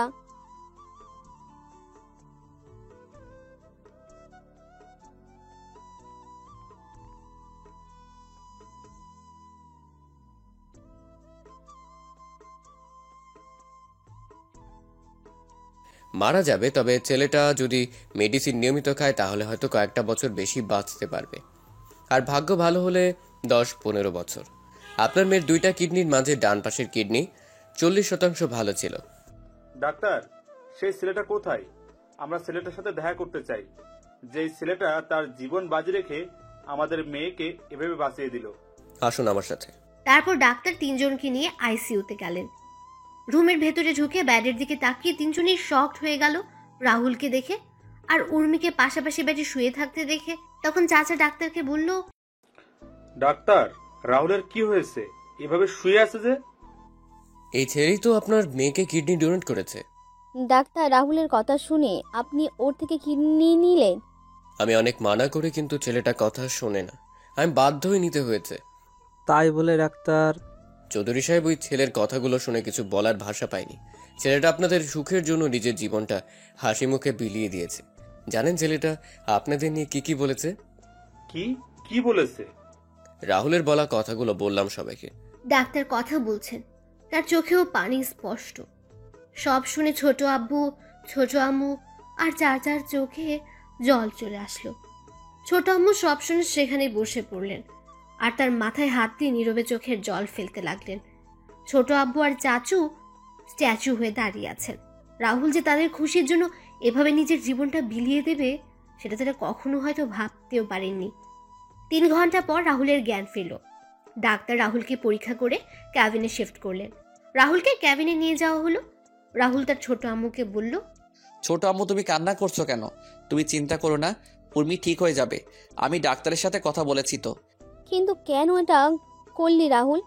আমি কি করলাম আবার? তুই তোর কিডনিগুলো দিতে কে বলেছে? তখন রুমে প্রবেশ করে ছোট আব্বু আর চাচা। রাহুল ছোট আব্বু আর চাচাকে দেখে বলল, ছোট আব্বু, চাচা, তোমরা ছোট আম্মুকে বোঝাও তো কিভাবে কান্না করছে দেখো। তুই এই কাজ করতে গেলি কেন রাহুল?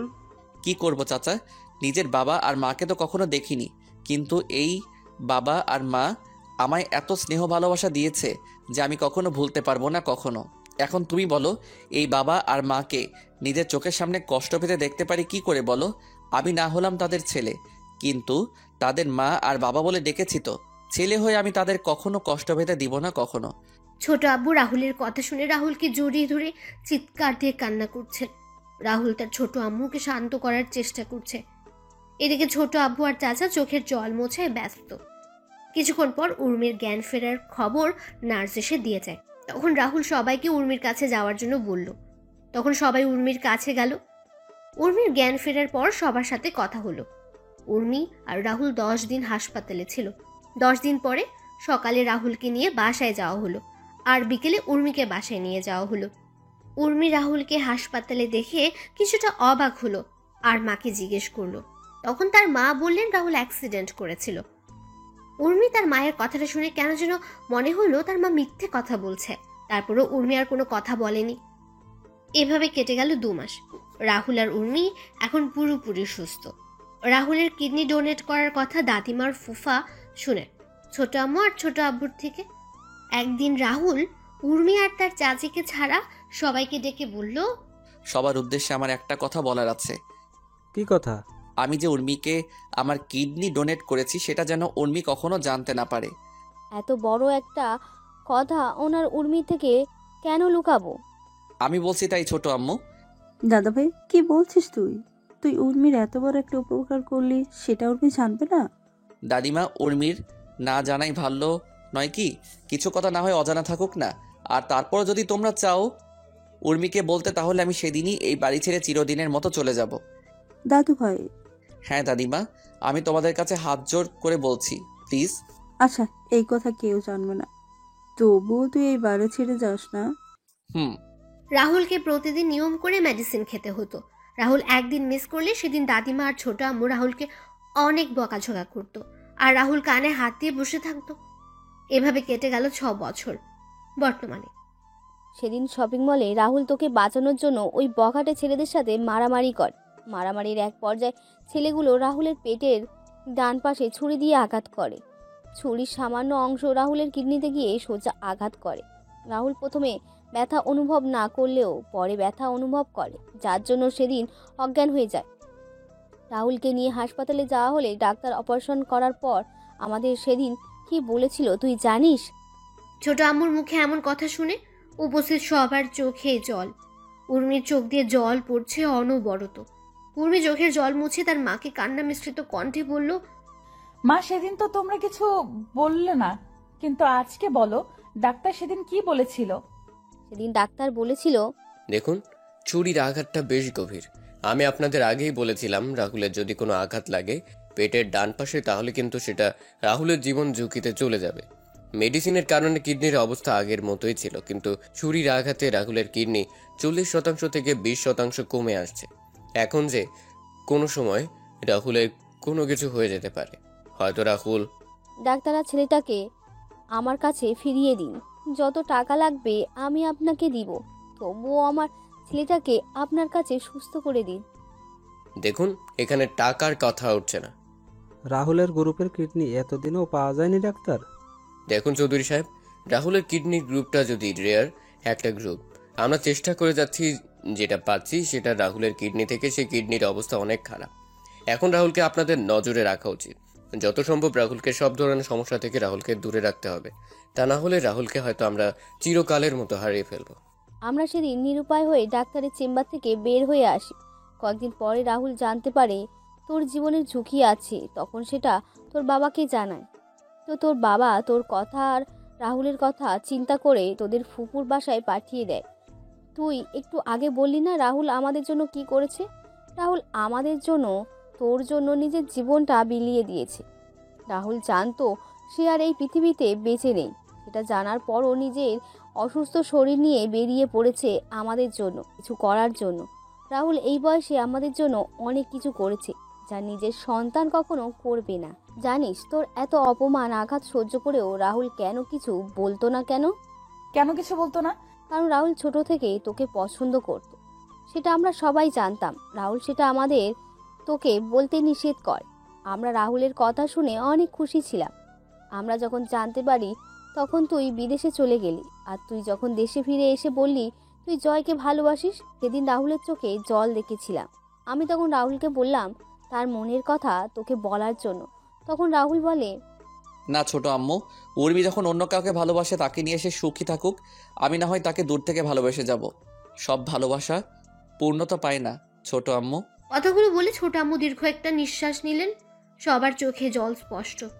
উর্মি চিৎকার করে কান্না করছে আর ওর মাকে বলছে, মা এতদিন কেন বললে না তুমি? রাহুল আমার সামনে যখন ছিল তখন কেন বললেন না? আমি রাহুলের সাথে এমন কোনো আচরণ কখনো করতাম না।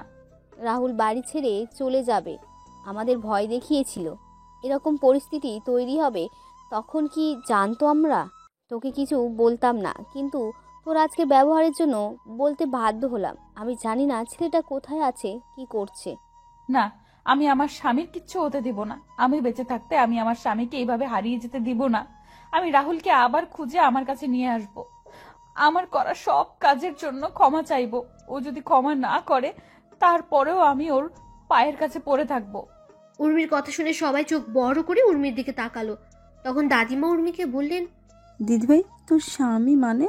দাদিমা, রাহুল আমার স্বামী। রাহুল তোর স্বামী হলো কিভাবে? আপু কি বলছিস তুই? তুই তো রাহুলকে সহ্য করতে পারিস না, তাহলে রাহুল তোর স্বামী হলো কি করে? এখন সব শুনে মিথ্যা বলা শুরু করে দিয়েছিস। কয়েকদিন আগে আমার আর রাহুলের বিয়ে হয়েছে পাশের এলাকার একটা মসজিদে। কি বলছিস, একটু ক্লিয়ার করে বলতো উর্মি। বাবা, কয়েকদিন আগে আমরা একটা কাজে যাই, সেখান থেকে আসতে রাত হয়ে যায়। রাস্তার কয়েকটা বখাটে আমাদের রাস্তা আটকে দাঁড়ায়। রাহুল তখন ছেলেগুলোকে মারতে থাকে। মারামারির এক পর্যায়ে বখাটেদের সাথে তার বন্ধুরা এসে যোগ দেয়। আমরা তখন ভয়ে দৌড়াতে থাকি। আপনারা তো সব জানেন। উর্মি কথাগুলো বলে আবার কান্না শুরু করে দিল। সবাই তো উর্মির কথাগুলো শুনে খুশি হয়ে গেল। তখন সুমি বলল, না, এটা হতে পারে না। আমি রাহুলকে ভালোবাসি, রাহুল শুধু আমার। রাহুল আমার বিয়ে করা স্বামী। আমি রাহুলকে কোরআনকে সাক্ষী রেখে কবুল বলেছি। রাহুল শুধু আমার। সুমি, কি হচ্ছে কি? মা, আমি রাহুলকে। উর্মি সেখান থেকে গিয়ে রাহুলের নাম্বারে কল দিল, কিন্তু রাহুলের ফোন বন্ধ। উর্মি বারবার ফোন দিচ্ছে, কিন্তু রাহুলের ফোন বারবার বন্ধ বলছে। উর্মির এবার ভয় হতে লাগলো। ভয় যেন উর্মিকে গ্রাস করে নিচ্ছে। উর্মি একটু আশা নিয়ে আবার কল দিল, কিন্তু এবারও ফোন বন্ধ। উর্মি ফোনটা হাত থেকে ছুঁড়ে মারলো মেঝেতে। উর্মি মাথায় হাত দিয়ে বসে পড়লো। উর্মির মনে হতে লাগলো সে কতবার রাহুলকে অপমান করেছে, আঘাত করেছে। উর্মি নিজের কাজের জন্য এখন অনুশোচনা করছে। উর্মি তাড়াতাড়ি করে বসা থেকে দাঁড়িয়ে নিচে নেমে এসে তার মা আর বাবাকে বলল, দিদিভাই চিন্তা করিস না, রাহুল দাদাভাই খুব তাড়াতাড়ি ফিরে আসবে। বড় কাকা, ছোট কাকা আর জামাই বাবা, তোমরা রাহুলকে তাড়াতাড়ি খুঁজে বের করে নিয়ে আসো। দিদিভাই তুই চিন্তা করিস না, আমি ওদের বলছি, ওরা রাহুলকে খুঁজে নিয়ে আসবে। ছোট আব্বু, চাচা আর ফুফা রাহুলের খোঁজে বেরিয়ে পড়লেন। শত চেষ্টা করেও রাহুলের খোঁজ পাওয়া গেল না। তারা অসহায়ের মতো ফিরে এলেন। উর্মিও পাগলামো শুরু করে দিয়েছে। এদিকে রাহুল, সুফিয়ান, মিতু আর নমির সাথে বেশ আনন্দে দিন কাটাচ্ছে। শত আনন্দের মাঝেও রাহুলের সবার কথা মনে পড়ে উর্মির কথাগুলো। রাহুল চট্টগ্রামে এসে তার ফোন থেকে পুরাতন সিম খুলে নতুন অ্যাক্টিভ করে নেয়। রাহুল ঠিক করে নেয় সে যতদিন পর্যন্ত জয়ের কাছ থেকে চৌধুরী বাড়ির সকল সম্পত্তি ফিরিয়ে না আনছে ততদিন সে কারোর সাথে যোগাযোগ করবে না। এভাবে কেটে গেল 1 মাস। সুফিয়ান, মিতু আর নমি চলে যায় দুবাই। রাহুল সিলেটের অফিসের দায়িত্ব নেয়। এদিকে উর্মি রাহুলের কোনো খোঁজ পায়নি, তবে সে হাল ছাড়েনি। উর্মি সহ বাকি সবাই রাহুলের খোঁজ এখনো করে যাচ্ছে। এভাবে কেটে গেল 5 বছর। আজকে রাহুল বাংলাদেশের টপ বিজনেসম্যানদের মধ্যে একজন। রাহুলের কাছে এখন যা টাকা পয়সা, বাড়ি গাড়ি আছে তাতে জয়ের মতো কয়েকশো জয়কে কেনা যাবে। রাহুল এখন তার খেলা শুরু করে দিয়েছে। রাহুল তার পিএকে বলল, মা, বাবা, রাহুলের ফোন বন্ধ আসছে। আমি কল দিয়ে যাচ্ছি কিন্তু ফোন বন্ধ আসছে। বাবা, মা, তোমরা রাহুলকে আমার কাছে নিয়ে আসো না। আমি আমার সকল কাজের জন্য আমি ক্ষমা চেয়ে নিব। আমি কখনো এমন আচরণ করব না ওর সাথে। উর্মি কান্না করতে করতে বসে পড়ল। দাদিমা উর্মিকে ধরে রেখে বললেন, রাজীব, কালকে থেকে জয়ের কোম্পানির সকল অর্ডার আমরা যাতে পেতে পারি সেই ব্যবস্থা করো। স্যার আমি দেখছি। দেখছি বললে হবে না রাজীব, 2 মাসের ভিতরে আমি জয়কে রাস্তায় দেখতে চাই। জয়কে যারা অর্ডার দেয় তাদের একটা লিস্ট করে আমার কাছে দুপুরের আগে দাও। আমি সবার সাথে কথা বলে আমাদের তৈরি করা প্রোডাক্টের স্যাম্পল তাদের দিয়ে আসবো। স্যার আমি নিয়ে আসছি কিছুক্ষণের মধ্যে। রাজীব রুম থেকে বেরিয়ে গিয়ে লিস্ট তৈরি করতে থাকে। তখন রাহুল তার উকিলকে কল দিয়ে বলে একটা ডিভোর্স পেপার রেডি করার জন্য। উকিলের সাথে কথা বলে রাহুল ফোন কেটে দিয়ে সুফিয়ানকে কল দিল। সুফিয়ান ফোন রিসিভ করে বলল, হ্যাঁ বন্ধু বল। সকল হিসাব দেখে নিয়েছিস তো তুই? রাহুল, তোকে না বলছি এই কোম্পানি আমি তোর নামে লিখে দিয়ে আসছি, তাহলে কেন আমায় সব কিছুর হিসাব আমায় দিচ্ছিস? বন্ধু, কোনো কিছু আমার না, এইগুলো তোর আছে, তোর থাকবে। শালা, তোর যদি হাতের কাছে পেতাম। কি করতি?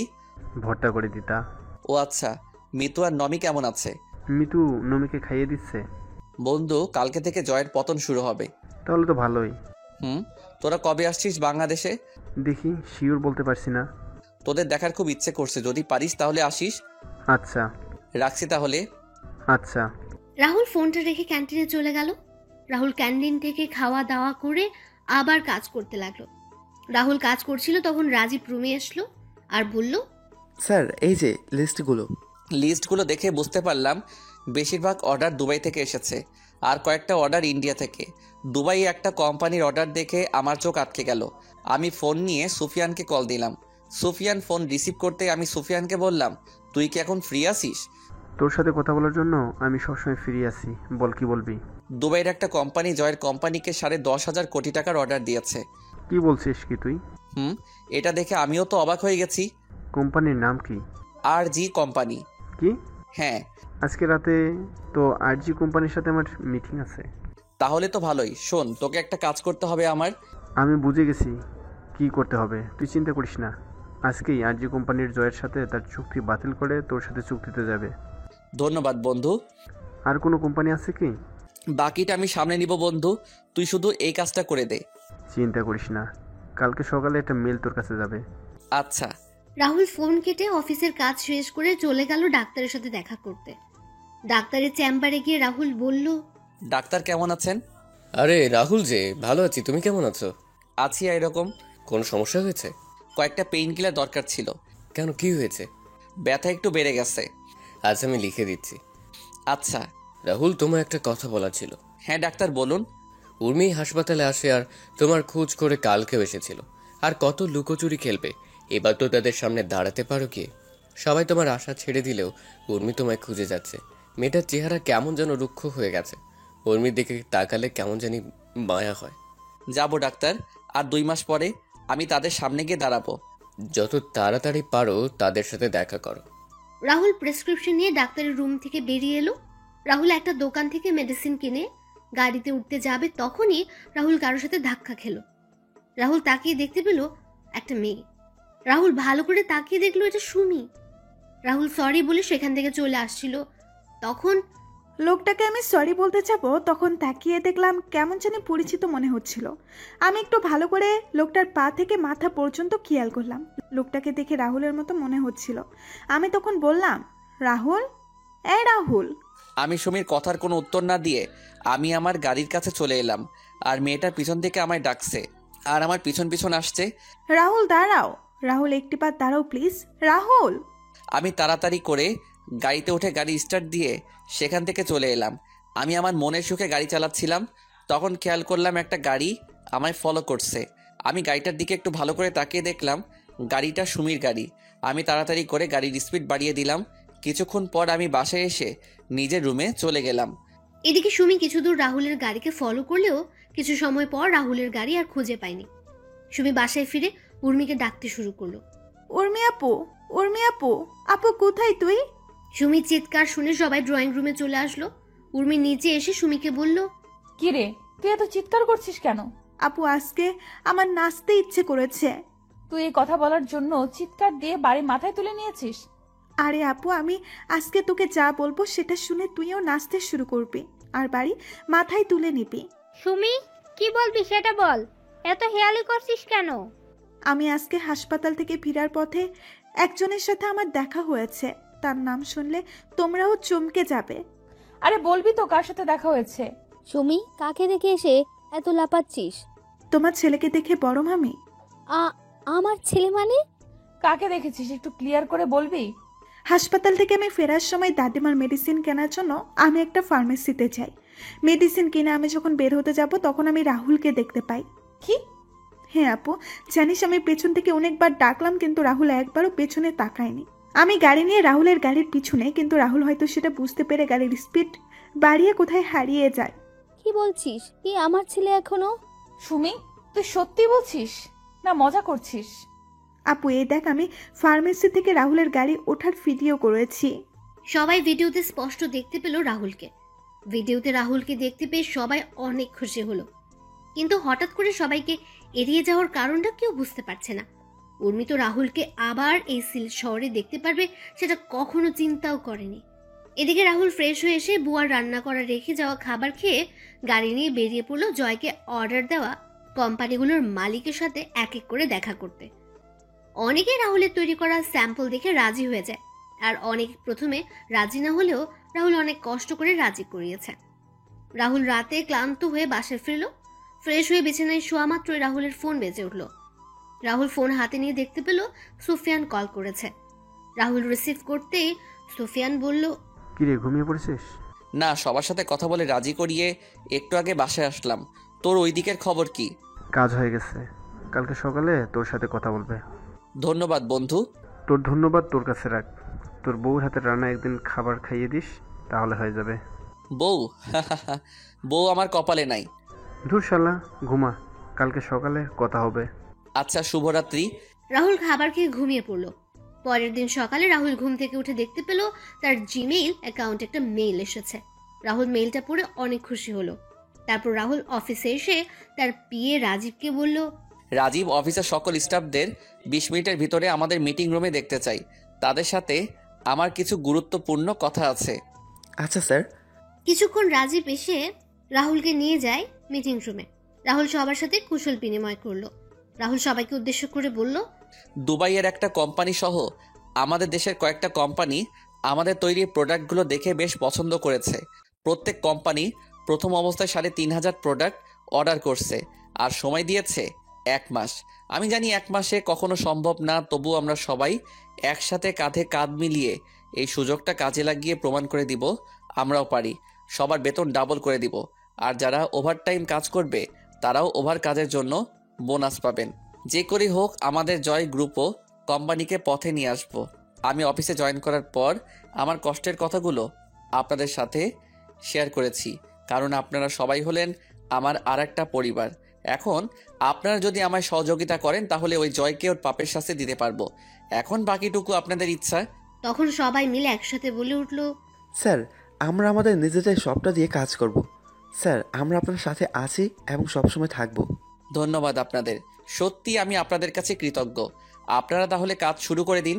এদিকে জয় জানতে পারলো তার সকল অর্ডার ক্যান্সেল হয়ে গেছে এবং অর্ডারগুলো আর চৌধুরী নামে একটা কোম্পানিকে দেওয়া হয়েছে। জয় সব শুনে চিৎকার করে বলল, না না, এটা হতে পারে না। আমি যদি অর্ডারগুলো না পাই তাহলে আমায় রাস্তায় নামতে হবে। ব্যাংক থেকে নেওয়া ঋণ যদি পরিশোধ করতে না পারি তাহলে আমার সবকিছু শেষ হয়ে যাবে। জয় যখন অফিস থেকে বের হয়ে যাবে তখন তার কোম্পানির শ্রমিকরা এসে জয়কে বলল তাদের বেতন দেওয়ার জন্য, 3 মাসের দেওয়ার জন্য, আর ফ্যাক্টরির কয়েকটা মেশিন নষ্ট হয়ে গেছে। কিসের বেতন? তোদের কোনো বেতন দেওয়া যাবে না। চুপচাপ গিয়ে কাজ কর, না হলে সব কটাকে বের করে দেব। মেশিনগুলো নিজেরাই ঠিক কর গিয়ে। তখন শ্রমিকরা বলল যদি বেতন দেওয়া না যায় তাহলে তারা আর কোম্পানির সাথে কাজ করবে। শ্রমিকদের কথা শুনে জয় ও জয়ের লোকেরা রেগে গিয়ে লাঠি হাতে শ্রমিকদের উপর হামলা করে। এদিকে রাহুল তার অফিস থেকে সবকিছু বসে দেখছে আর হাসছে। এভাবে কেটে যায় 2 মাস। রাহুল সকল কোম্পানির অর্ডারগুলো সঠিক সময় পূরণ করতে পেরেছে। রাহুল তার অর্জিত টাকা থেকে তার কোম্পানির স্টাফদের ডাবল বেতন সহ বোনাস প্রদান করেছে। কোম্পানির সবাই আজ অনেক খুশি। এদিকে ব্যাংক জয়ের সবকিছু বাজেয়াপ্ত করে নিলামে তুলেছে। জয় চুপচাপ বসে আছে এক কোণে। জয় অনেক চেষ্টা করেছিল আর চৌধুরীর সাথে দেখা করার জন্য, কিন্তু পারেনি, তাই জয় বসে আছে। নিলামে জয়ের সম্পত্তি অনেক বিজনেসম্যান কেনার জন্য বসে আছেন।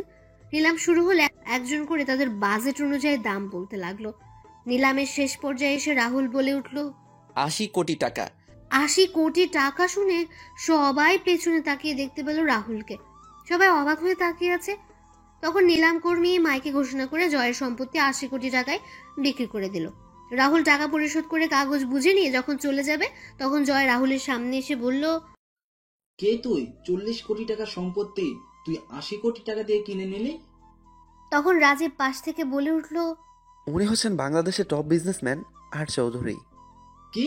তার মানে তুই আমায় এভাবে রাস্তায় নামিয়ে নিয়ে এসেছিস? রাস্তার কুত্তাকে তো রাস্তায় সুন্দর মানায়।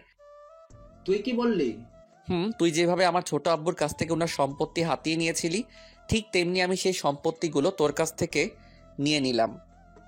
আমি অবশ্য তোর মতো বেইমানি করে নেইনি, আমি লিগ্যালি নিয়েছি সব। ছোট আব্বু মানে?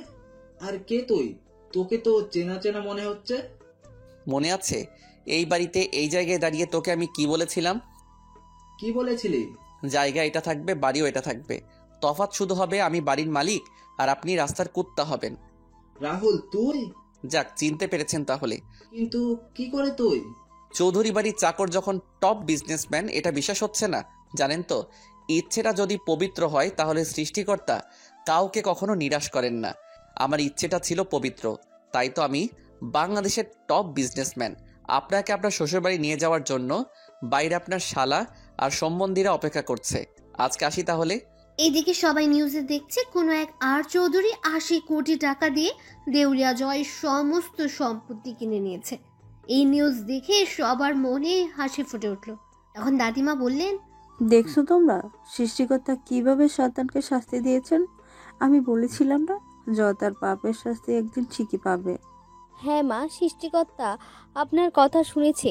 এখন শুধু আমার ছেলেটাকে আমার কাছে যেন ফিরিয়ে দেন, সেটা সৃষ্টিকর্তার কাছেই চাই।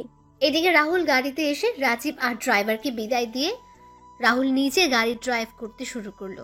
রাহুল চিন্তা করছে ওই বাড়ির সবাই যখন জানতে পারবে তারা তাদের হারানো সবকিছু ফিরে পেয়েছে, তখন তারা কতটাই না খুশি হবে। রাহুল কোর্টে এসে ডিভোর্স কাগজটা নিয়ে ফুফুদের বাসার উদ্দেশ্যে রওনা দিল। হঠাৎ করে রাহুলের পেটের ডান পাশে ব্যথা শুরু হয়ে গেল, সাথে রাহুলের মুখ থেকে রক্ত পড়া শুরু হলো। রাহুল গাড়ি থামিয়ে গাড়ি থেকে নেমে জল দিয়ে মুখ ধুয়ে একটা পেইন কিলার খেয়ে নিল। রাহুল গাড়িতে এসে আবার গাড়ি চালানো শুরু করলো, কিন্তু ব্যথাটা যেন কমছেই না। রাহুল ফুফাদের বাসায় এসে পৌঁছাতে পৌঁছাতে সন্ধ্যা হয়ে গেল। রাহুল বাসায় এসে বেল বাজালো। কিছুক্ষণ পর রাহুলের ফুফু এসে দরজা খুলে দিলেন। রাহুলকে দেখে তো ফুফু অবাক হয়ে গেলেন। ফুফু রাহুলকে জড়িয়ে ধরে কান্না করে দিলেন। রাহুল ফুফুকে শান্ত করলো। তখন ফুফু রাহুলকে বলল, রাহুল কেমন আছিস তুই? না, এতদিন পরে আমাদের কথা মনে পড়লো তোর? মনে পড়তো, কিন্তু কাজের জন্য আসতে পারিনি। তুমি কেমন আছো ফুপু? মানে? বাকি সবাই কোথায় ফুপু? সবাই বাসায় আছে, তুই দাঁড়া, আমি সবাইকে ডাকছি। ভাইয়া, ভাবি, মা, উর্মি, সুমি, কোথায় তোমরা? তাড়াতাড়ি নিচে আসো, দেখে যাও কে এসেছে। ফুফুর আওয়াজ শুনে সবাই নিচে আসলো। নিচে এসে সবাই রাহুলকে দেখে তো অবাক। ছোট আম্মু রাহুলকে জড়িয়ে ধরে কান্না শুরু করে দিলেন। রাহুল ছোট আম্মুকে জড়িয়ে ধরে আছে। উর্মি রাহুলকে দেখে উর্মির মুখে হাসি ফুটে উঠল, এ এক তৃপ্তির হাসি। তখন দাদিমা রাহুলকে ধরে কান্না করে বললেন, দাদু ভাই, এতদিন পর আমাদের কথা মনে পড়লো তোর। এইবার হয়তো মরতে পারবো শান্তিতে। সৃষ্টিকর্তা হয়তো তোর দেখা পাওয়ার জন্যই আমরা এতদিন বাঁচিয়ে রেখেছিলেন। কি করব? তোমাদের সাথে জয় যা করেছে সেটার প্রতিশোধ নিতে হবে না? জয়ের থেকে সবকিছু ফিরিয়ে আনার জন্যই তো এতদিন ধরে আমি আসতে পারিনি। তবে আজকে জয়ের থেকে সবকিছু ফিরিয়ে নিয়ে আসছি। আর রইল তোমার মরার কথা। তোমার এই নাতি থাকতে কার এত সাহস আছে যে তোমায় নিয়ে যাবে? ফিরিয়ে আনার জন্য মানে? আজকে আর চৌধুরী নামে একজন জয়ের সকল সম্পত্তি কিনে নিয়েছে। ছোট আব্বু, আমি জয়ের থেকে সবকিছু কেড়ে নেওয়া সেই আর চৌধুরী। কথাটা বলে রাহুল একবার সবার দিকে তাকিয়ে নিল। এক নজরে রাহুল দেখলো সবাই তার দিকে এক দৃষ্টিতে তাকিয়ে আছে। তখন রাহুল তার সাথে আনা সুটকেস থেকে একটা ফাইল বের করে তার ছোট আব্বুকে বলল, ছোট আব্বু, এই ফাইলটা নাও। এটা কিসের ফাইল? জয় যা তোমার কাছ থেকে বেইমানি করে নিয়েছিল, আমি সেইগুলো আবার তোমার কাছে ফিরিয়ে দিলাম। তোমার এই ছেলে তোমাকে বলেছিল তোমার হারানো সবকিছু ফিরিয়ে দিবে। এই নাও তোমার হারানো সবকিছু। রাহুলের কথা শুনে অবাক হয়ে আছে, কেউ কিছু বলছে না। তখন ছোট আম্মু রাহুলকে বললেন, কিন্তু তুই কি করে এসব করলি? খান গ্রুপ অফ কোম্পানির মালিক ইসলাম খানের ছেলে হলো আমার বন্ধু সুফিয়ান। সুফিয়ানের সাথে আমি চট্টগ্রামে দেখা করি, তারপর সুফিয়ানকে সবকিছু খুলে বলি। তখন সুফিয়ান সব শুনে আমায় সাহায্য করে। তারপর আমি এই পর্যায়ে আসি। ছোট আম্মু, আমি চলে যাব একটু পরেই। রাহুলের কথা শুনে উর্মির মুখটা কালো হয়ে গেল। উর্মি সেখান থেকে তার রুমে চলে গেল। উর্মির চলে যাওয়া রাহুলের চোখ এড়ায়নি। রাহুল একবার উর্মির যাওয়ার দিকে তাকিয়ে আবার সবার দিকে মনোযোগ দিল। কোথায় যাবি তুই? কোথায় যাবি? কোথায় যাব জানি, তবে হয়তো অনেক দূরে চলে যাব। রাহুল কথাটা বলে সুমির সামনে গিয়ে বলল, কিরে ফাজিল, কেমন আছিস? আর কয়েকদিন পরে তো ডাক্তার হয়ে যাবি তুই। তোমার সাথে আমার কোনো কথা নাই। ওয়েট, তুমি জানলে কি করে? আমি সব জানি। এখন বল, আমার সাথে কথা বলবি না কেন? 2 মাস আগে তোমাকে কতবার ডাকছিলাম, কিন্তু তুমি কি করলে? আমার কোনো ডাক না শুনেই চলে গেলে। আচ্ছা, ভুল হয়েছে, আমায় ক্ষমা করে দিন। না, কোনো ক্ষমা নাই। আমি আরো কয়েক ডজন চকলেট এনেছিলাম তোর জন্য, কিন্তু তুই তো কথা বলবি না আর আমায় ক্ষমাও করবি না। তাহলে কি আর করার, সেগুলো আবার নিয়ে যাব। আচ্ছা নিয়ে যাও, আমি কি মানা করছি? আচ্ছা। রাহুল সুটকেসটা নিয়ে সিঁড়ি বেয়ে উপরে উঠছিল, তখন সুমি বলল, দাঁড়াও। কেন? আমার চকলেটগুলো দিয়ে তারপর তোমার বউয়ের কাছে যাও। বউ মানে? দাদু ভাই, আমরা তোর আর উর্মির বিয়ের ব্যাপারে জেনে গেছি। হো ভালো। কি হলো, চকলেট কই? এই নে চাবি, গাড়িতে গিয়ে দেখ রাখা আছে। এবার তোমার সাথে গিয়ে করতে পারো। কি করবো রে ফাজিল? দেখা করবে আর চকলেট আনার জন্য ধন্যবাদ বলেই চাবিটা নিয়ে আমি চকলেট আনতে চলে গেলাম। রাহুল সিঁড়ি বেয়ে উপরে উঠে যাচ্ছে আর বাকি সবাই হাসছে। রাহুল একবার সবার দিকে তাকিয়ে উপরে চলে গেল। রাহুল উর্মির দরজার সামনে গিয়ে কড়া নাড়ল। তখন উর্মি বলল, কে? ম্যাডাম, আমি রাহুল। কি চাই? আমার কিছু চাই না ম্যাডাম, অনেক কিছু পেয়েছি আপনার আর এই পরিবার থেকে। আপনাকে কিছু দিতে চাই ম্যাডাম। আয় ভেতরে আয়। ম্যাডামের কন্ডিশনে বুঝতে পারলাম ম্যাডাম কান্না করছিল। আমি রুমে ঢুকে ম্যাডামের দিকে তাকালাম, দেখলাম ম্যাডামের চোখ লাল হয়ে আছে আর চোখগুলো ফুলে আছে। ম্যাডামকে বললাম, ম্যাডাম কি হয়েছে? কই কিছু হয়নি তো। উর্মি রাহুলের দিকে একবার তাকিয়ে অন্যদিকে মুখ ফিরিয়ে কথাটা বলল, তাহলে আপনি কান্না করছিলেন কেন? আমি কোথায় কান্না করছিলাম? আপনার চোখ মুখ দেখে বোঝা যাচ্ছে। আর বিশ্বাস না হলে পাঠক আর পাঠিকাদের জিজ্ঞেস করেন। কি জন্য আসছিস বল, তুই না বললি চলে যাবি? আপনার শেষ ইচ্ছেটা পূরণ করতে এলাম। কি?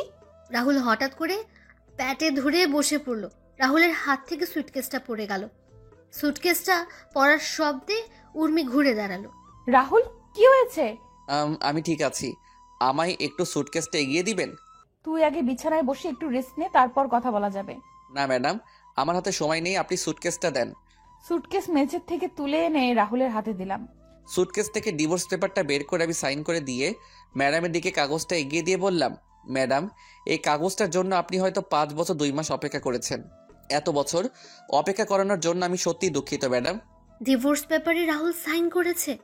এটা দেখে উর্মির চোখে জল চিকচিক করছে। যে কোনো সময় হয়তো জল গড়িয়ে পড়বে। উর্মি রাহুলের দিকে অশ্রুসিক্ত চোখে তাকিয়ে কান্না করে বলল, রাহুল, আমায় কি ক্ষমা করা যায় না? কি জন্য ক্ষমা করব? তাহলে আমায় ডিভোর্স দিচ্ছ কেন? আপনি এই একটা জিনিসই তো আমার কাছে চেয়েছেন, আমি আপনাকে না করি কিভাবে? সব সময় তো আমায় বাদ দিন ওসব কথা। রাহুল, আমায় আপন করে নেওয়া যায় না? আগে সবকিছু কি ভোলা যায় না? ম্যাডাম, আসি আমি। আমাদের ডিভোর্স হয়ে গেছে ম্যাডাম, আর এখন তো সব শেষ হয়ে গেছে। রাহুল প্লিজ, আমায় মাফ করে দাও। আমি জানি আমি তোমার সাথে যা করেছি সেটা ক্ষমার যোগ্য না। আমি যেদিন সত্যিটা জানতে পেরেছি সেই দিন নিজের করা কাজের জন্য আর নিজের উপর ঘৃণা হয় আমার ডিভোর্স লাগবে না রাহুল। আমার শুধু তোমাকে প্রয়োজন, আর কখনো আমি তোমাকে অবহেলা করব না। আমায় একটা সুযোগ দাও তুমি। ম্যাডাম, সেটা সম্ভব না। আর ভালো থাকবেন, ভালো কাউকে দেখে বিয়ে করে নেবেন। পারলে এই চাকরটাকে মাফ করে দিয়েন। রাহুল, আমার কথাটা। রাহুল যখন উর্মির ঘর থেকে বের হতে যাবে তখনই উর্মি রাহুলকে পেছন থেকে জড়িয়ে ধরল। উর্মি রাহুলকে ঘুরিয়ে শক্ত করে জড়িয়ে ধরে বলল, তোমায় কোথাও যেতে দিব না, এইভাবে জড়িয়ে ধরে রাখবো আমি। রাহুল, আমি তোমাকে ভালোবাসি, প্লিজ আমায় আর শাস্তি দিও না। এই কয়েক বছর আমি নিজের কাজের জন্য নিজেই অনুশোচনায় ভুগছি। শেষবারের মতন আমায় একটি বার আপন করে নাও, আমি আর কখনো তোমায় কষ্ট দিব না। কি হলো, কথা বলছো না কেন রাহুল? আমি জানি আমি অনেক খারাপ কাজ করেছি ছোটবেলা থেকে, কিন্তু সবকিছুর জন্য আমি ক্ষমা চাইছি রাহুল। রাহুল, আমি আমার ভালোবাসা দিয়ে আগের সব স্মৃতিগুলো মুছে দিব। তুমি যেমনটা চাইবে আমি তেমন করেই চলবো, তবুও তুমি আমায় ছেড়ে যেও না। তুমি যদি এবার আমায় ছেড়ে যাও তাহলে আমি সত্যি সত্যি মারা যাব। রাহুল, আমায় ক্ষমা করে একটিবার আপন করে নাও প্লিজ। কি হলো, কথা বলছো না কেন তুমি? রাহুল। উর্মি হঠাৎ তার পিঠে অনুভব করলো পানি জাতীয় তরল কিছু পড়ছে। উর্মি রাহুলকে ছেড়ে দিতে রাহুল মাটিতে পড়ে গেল। উর্মি দেখতে পেল রাহুলের মুখ থেকে রক্ত পড়ছে। উর্মি চিৎকার করে রাহুল বলে রাহুলকে জড়িয়ে ধরল। উর্মি তাড়াতাড়ি করে জল নিয়ে এসে রাহুলের চোখে মুখে দিতে লাগলো। উর্মি কান্না করছে আর বলছে, এই রাহুল, একটিবার চোখ খুলো না, তোমার কিচ্ছু হতে পারে না। এই রাহুল, একটিবার চোখ খুলো না প্লিজ, চোখটা খুলো রাহুল। তুমি আমার সাথে এমনটা করতে পারো না রাহুল। এই রাহুল। উর্মি রাহুলের চোখে মুখে জল ছিটিয়ে দিচ্ছে আর রাহুলকে ডাকছে। হঠাৎ করে রাহুল চোখ খুলে তাকালো। রাহুলকে চোখ খুলে তাকাতে দেখে জড়িয়ে ধরল উর্মি। তারপর রাহুলের সমস্ত মুখে আদর করতে লাগলো। তখন রাহুল কাঁপা কাঁপা কণ্ঠে বলল, ম্যাডাম, আপনাকে ছোট থেকে একটা কথা বলবো বলে বলা হয়ে ওঠেনি, কিন্তু এখন না বলতে পারলে হয়তো আর বলা হয়ে উঠবে না। রাহুল, তোমার কিচ্ছু হবে না, তুমি ঠিক হয়ে যাবে খুব তাড়াতাড়ি। তুমি সুস্থ হয়ে গেলে আমি সব কথা শুনবো তোমার। তোমায় এখন হসপিটালে নিয়ে যেতে হবে। দাঁড়াও, মা, বাবা, চাচ্চু, সুমি। সুমি সবে মাত্র চকলেট নিয়ে তার রুমে আসছে, তখন উর্মি চিৎকার শুনতে পেল। তাড়াতাড়ি করে সুমি উর্মির রুমের দিকে পা বাড়ালো। এদিকে রাহুল উর্মিকে বলছে, ম্যাডাম, আমার হাতে হয়তো আর বেশি সময় নেই। আমি না আপনাকে সে ছোট থেকে পছন্দ করতাম, আর কবেই আপনাকে ভালোবেসে ফেলেছি সেটা নিজেই বুঝতে পারিনি। আপনার সাথে যখন কথা বলতে যেতাম তখন আপনি আমার সাথে অনেক রেগে কথা বলতেন, দুর্ব্যবহার করতেন। আচ্ছা, আপনি কি একবারও বুঝতে পারেননি আপনার সাথে অপমান আঘাত করার পর আমি কেন আপনার সামনে যেতাম? আপনি যখন আমায় অপমান করতেন, আঘাত করতেন, তখন আমি কিছু বলতাম না, কারণ আমি আপনাকে ভালোবাসি। আপনার এমন আচরণ আমি অনেক কষ্ট পেতাম, কিন্তু সেগুলো প্রকাশ করতাম না। আচ্ছা ম্যাডাম, আমি চাকর বলে কি আপনার ভালোবাসা পাওয়ার অযোগ্য? সত্যি কি আপনি বুঝতে পারেননি আমার ভালোবাসা? রাহুল কথাগুলো বলছিল আর চোখ দিয়ে জল পড়ছিল। রাহুলের চোখগুলো ঝাপসা হয়ে আসছে। উর্মি রাহুলকে জড়িয়ে ধরে কান্না করে যাচ্ছে আর বলল, ভালোবাসি, আমিও তোমাকে অনেক ভালোবাসি Rahul. I love you Rahul, love you very much. চোখগুলো বন্ধ হয়ে আসছে। আমি ম্যাডামের দিকে তাকিয়ে আছি, তখন ম্যাডাম আবার বলেন, এই রাহুল, কথা বলো না। ভালোবাসি তো আমি তোকে, তুই শুনতে পারছিস না? আমায় ক্ষমা করে দিয়ে আপন করে নিবি না বল? আরে ম্যাডাম, আপনি কি করছেন? আমার জন্য আপনাকে কান্না করার শোভা পায় না। দেখুন না ম্যাডাম, এই পৃথিবীতে এসেছিলাম অনাথ হয়ে, এখন যাচ্ছি অনাথ হয়ে, আর ক্ষমা তো আপনার কাছে চাওয়া উচিত আমার। আচ্ছা, আমি আসি এবার ম্যাডাম। তখন সুমি রুমে এসে দেখতে পেল উর্মি মাটিতে বসে রাহুলকে জড়িয়ে ধরে কান্না করছে। তখন সুমি বলল, আপু, রাহুলের কি হয়েছে? এই অবস্থা কেন? জানি না, হঠাৎ করে পেটে হাত দিয়ে বসে পড়ে আর মুখ দিয়ে রক্ত বের হচ্ছে। তুই তো ডাক্তার, একটু দেখ না বোন। আপু, রাহুলকে তাড়াতাড়ি করে হাসপাতালে নিয়ে যেতে হবে। আমার কিছু হয়নি, আমি ঠিক আছি। আমায় নিয়ে শুধু টেনশন করো না, আমায় একটু সাহায্য করো যাতে আমি দাঁড়াতে পারি। এই বলে রাহুল অনেক কষ্টে উঠে দাঁড়ালো। রাহুল যখন উর্মির রুম থেকে বের হতে যাবে তখন রাহুল আবার পেটে হাত দিয়ে বসে পড়ল। উর্মি দেখতে পেল রাহুল আবার বসে পড়ল। রাহুলের মুখ দিয়ে এবার রক্ত পড়ছে। এবার উর্মি আর সুমি চিৎকার করে বলল, ও মা, রাহুল, রাহুল কি হয়েছে তোমার? খুব কষ্ট হচ্ছে তোমার? কথা বলো না রাহুল। মা, বাবা, মামা, মামি, তাড়াতাড়ি উপরে আসো। উর্মি আর নিজেকে সামলাতে পারলো না। উর্মিও এবার জোরে তার বাবা মাকে ডাকতে লাগলো, মা, বাবা, মা, বাবা।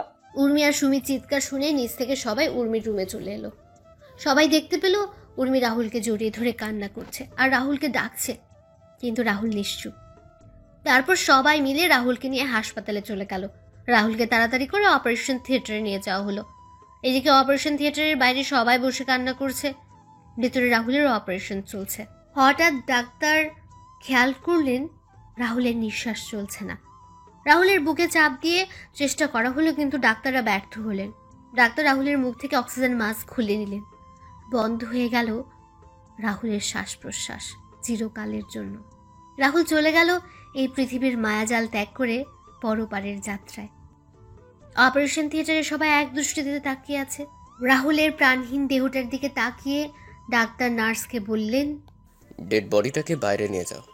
আপনারা ঠিকই শুনেছেন, মানুষের প্রাণহীন দেহটাকে ডাক্তারদের ভাষায় ডেড বডি বা লাশ বলে। ডাক্তারের কথায় নার্স ডেড বডিটার উপর সাদা চাদর জড়িয়ে স্ট্রেচারে করে ঠেলতে ঠেলতে অপারেশন থিয়েটার থেকে বের করে উর্মিদের সামনে রেখে চলে গেল।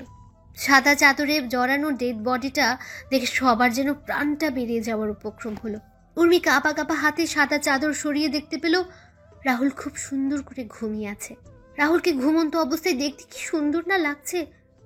উর্মি রাহুলকে জড়িয়ে ধরে কান্না করছে, মনে হচ্ছে সে রাহুলকে তার ভেতরে লুকিয়ে রাখতে পারবে, তার থেকে আর কখনো কেউ কেড়ে নিতে পারবে না। ছোট আম্মু, দাদিমা, সুমি, ফুফু আর উর্মির কান্নার আওয়াজ হাসপাতাল জুড়ে বিরাজ করছে এক বিষণ্ণতার সুর। ছোট আব্বু, চাচা, ফুফা নীরবে চোখের জল ফেলছেন। পরের দিন সকালে রাহুলের ডেড বডি নিয়ে যাওয়া হয় সেই চৌধুরী বাড়িতে, যেখানে 5 বছর আগেও রাহুল ছিল জীবন্ত। আর আজকে রাহুল এই বাড়িতে লাশ হয়ে ফিরেছে। নিজের জীবনটা এভাবে বিলিয়ে দিল সে। দুপুরে রাহুলকে জানাজা পড়ানোর আগে শেষবারের মতো সবাই এসে রাহুলকে দেখে। রাহুল এই চৌধুরী বাড়িটা রক্ষা করার জন্য যায়। ছোট আম্মু তো পাথরের মতো শক্ত হয়ে গেছে। সে তার ছেলের লাশের খাটিয়ার কাছে বসে আছে, কোনো কথাই বলছে না। উর্মি এসে রাহুলের পাশে বসে রাহুলকে জড়িয়ে ধরে বলল, এত অভিমান করলে আমার উপর তুমি একটিবার ক্ষমা করে দিয়ে আমায় তো আপন করে নিতে পারতে। আমি তো অনেক খারাপ, তাই তো তুমি আমায় এভাবে ছেড়ে চলে গেলে। কি শান্তির ঘুম ঘুমাচ্ছ, তাই না? তারপর রাহুলকে নিয়ে যাওয়া হয় মসজিদে, জানাজা পড়িয়ে নিয়ে যাওয়া হয় কবরস্থানে।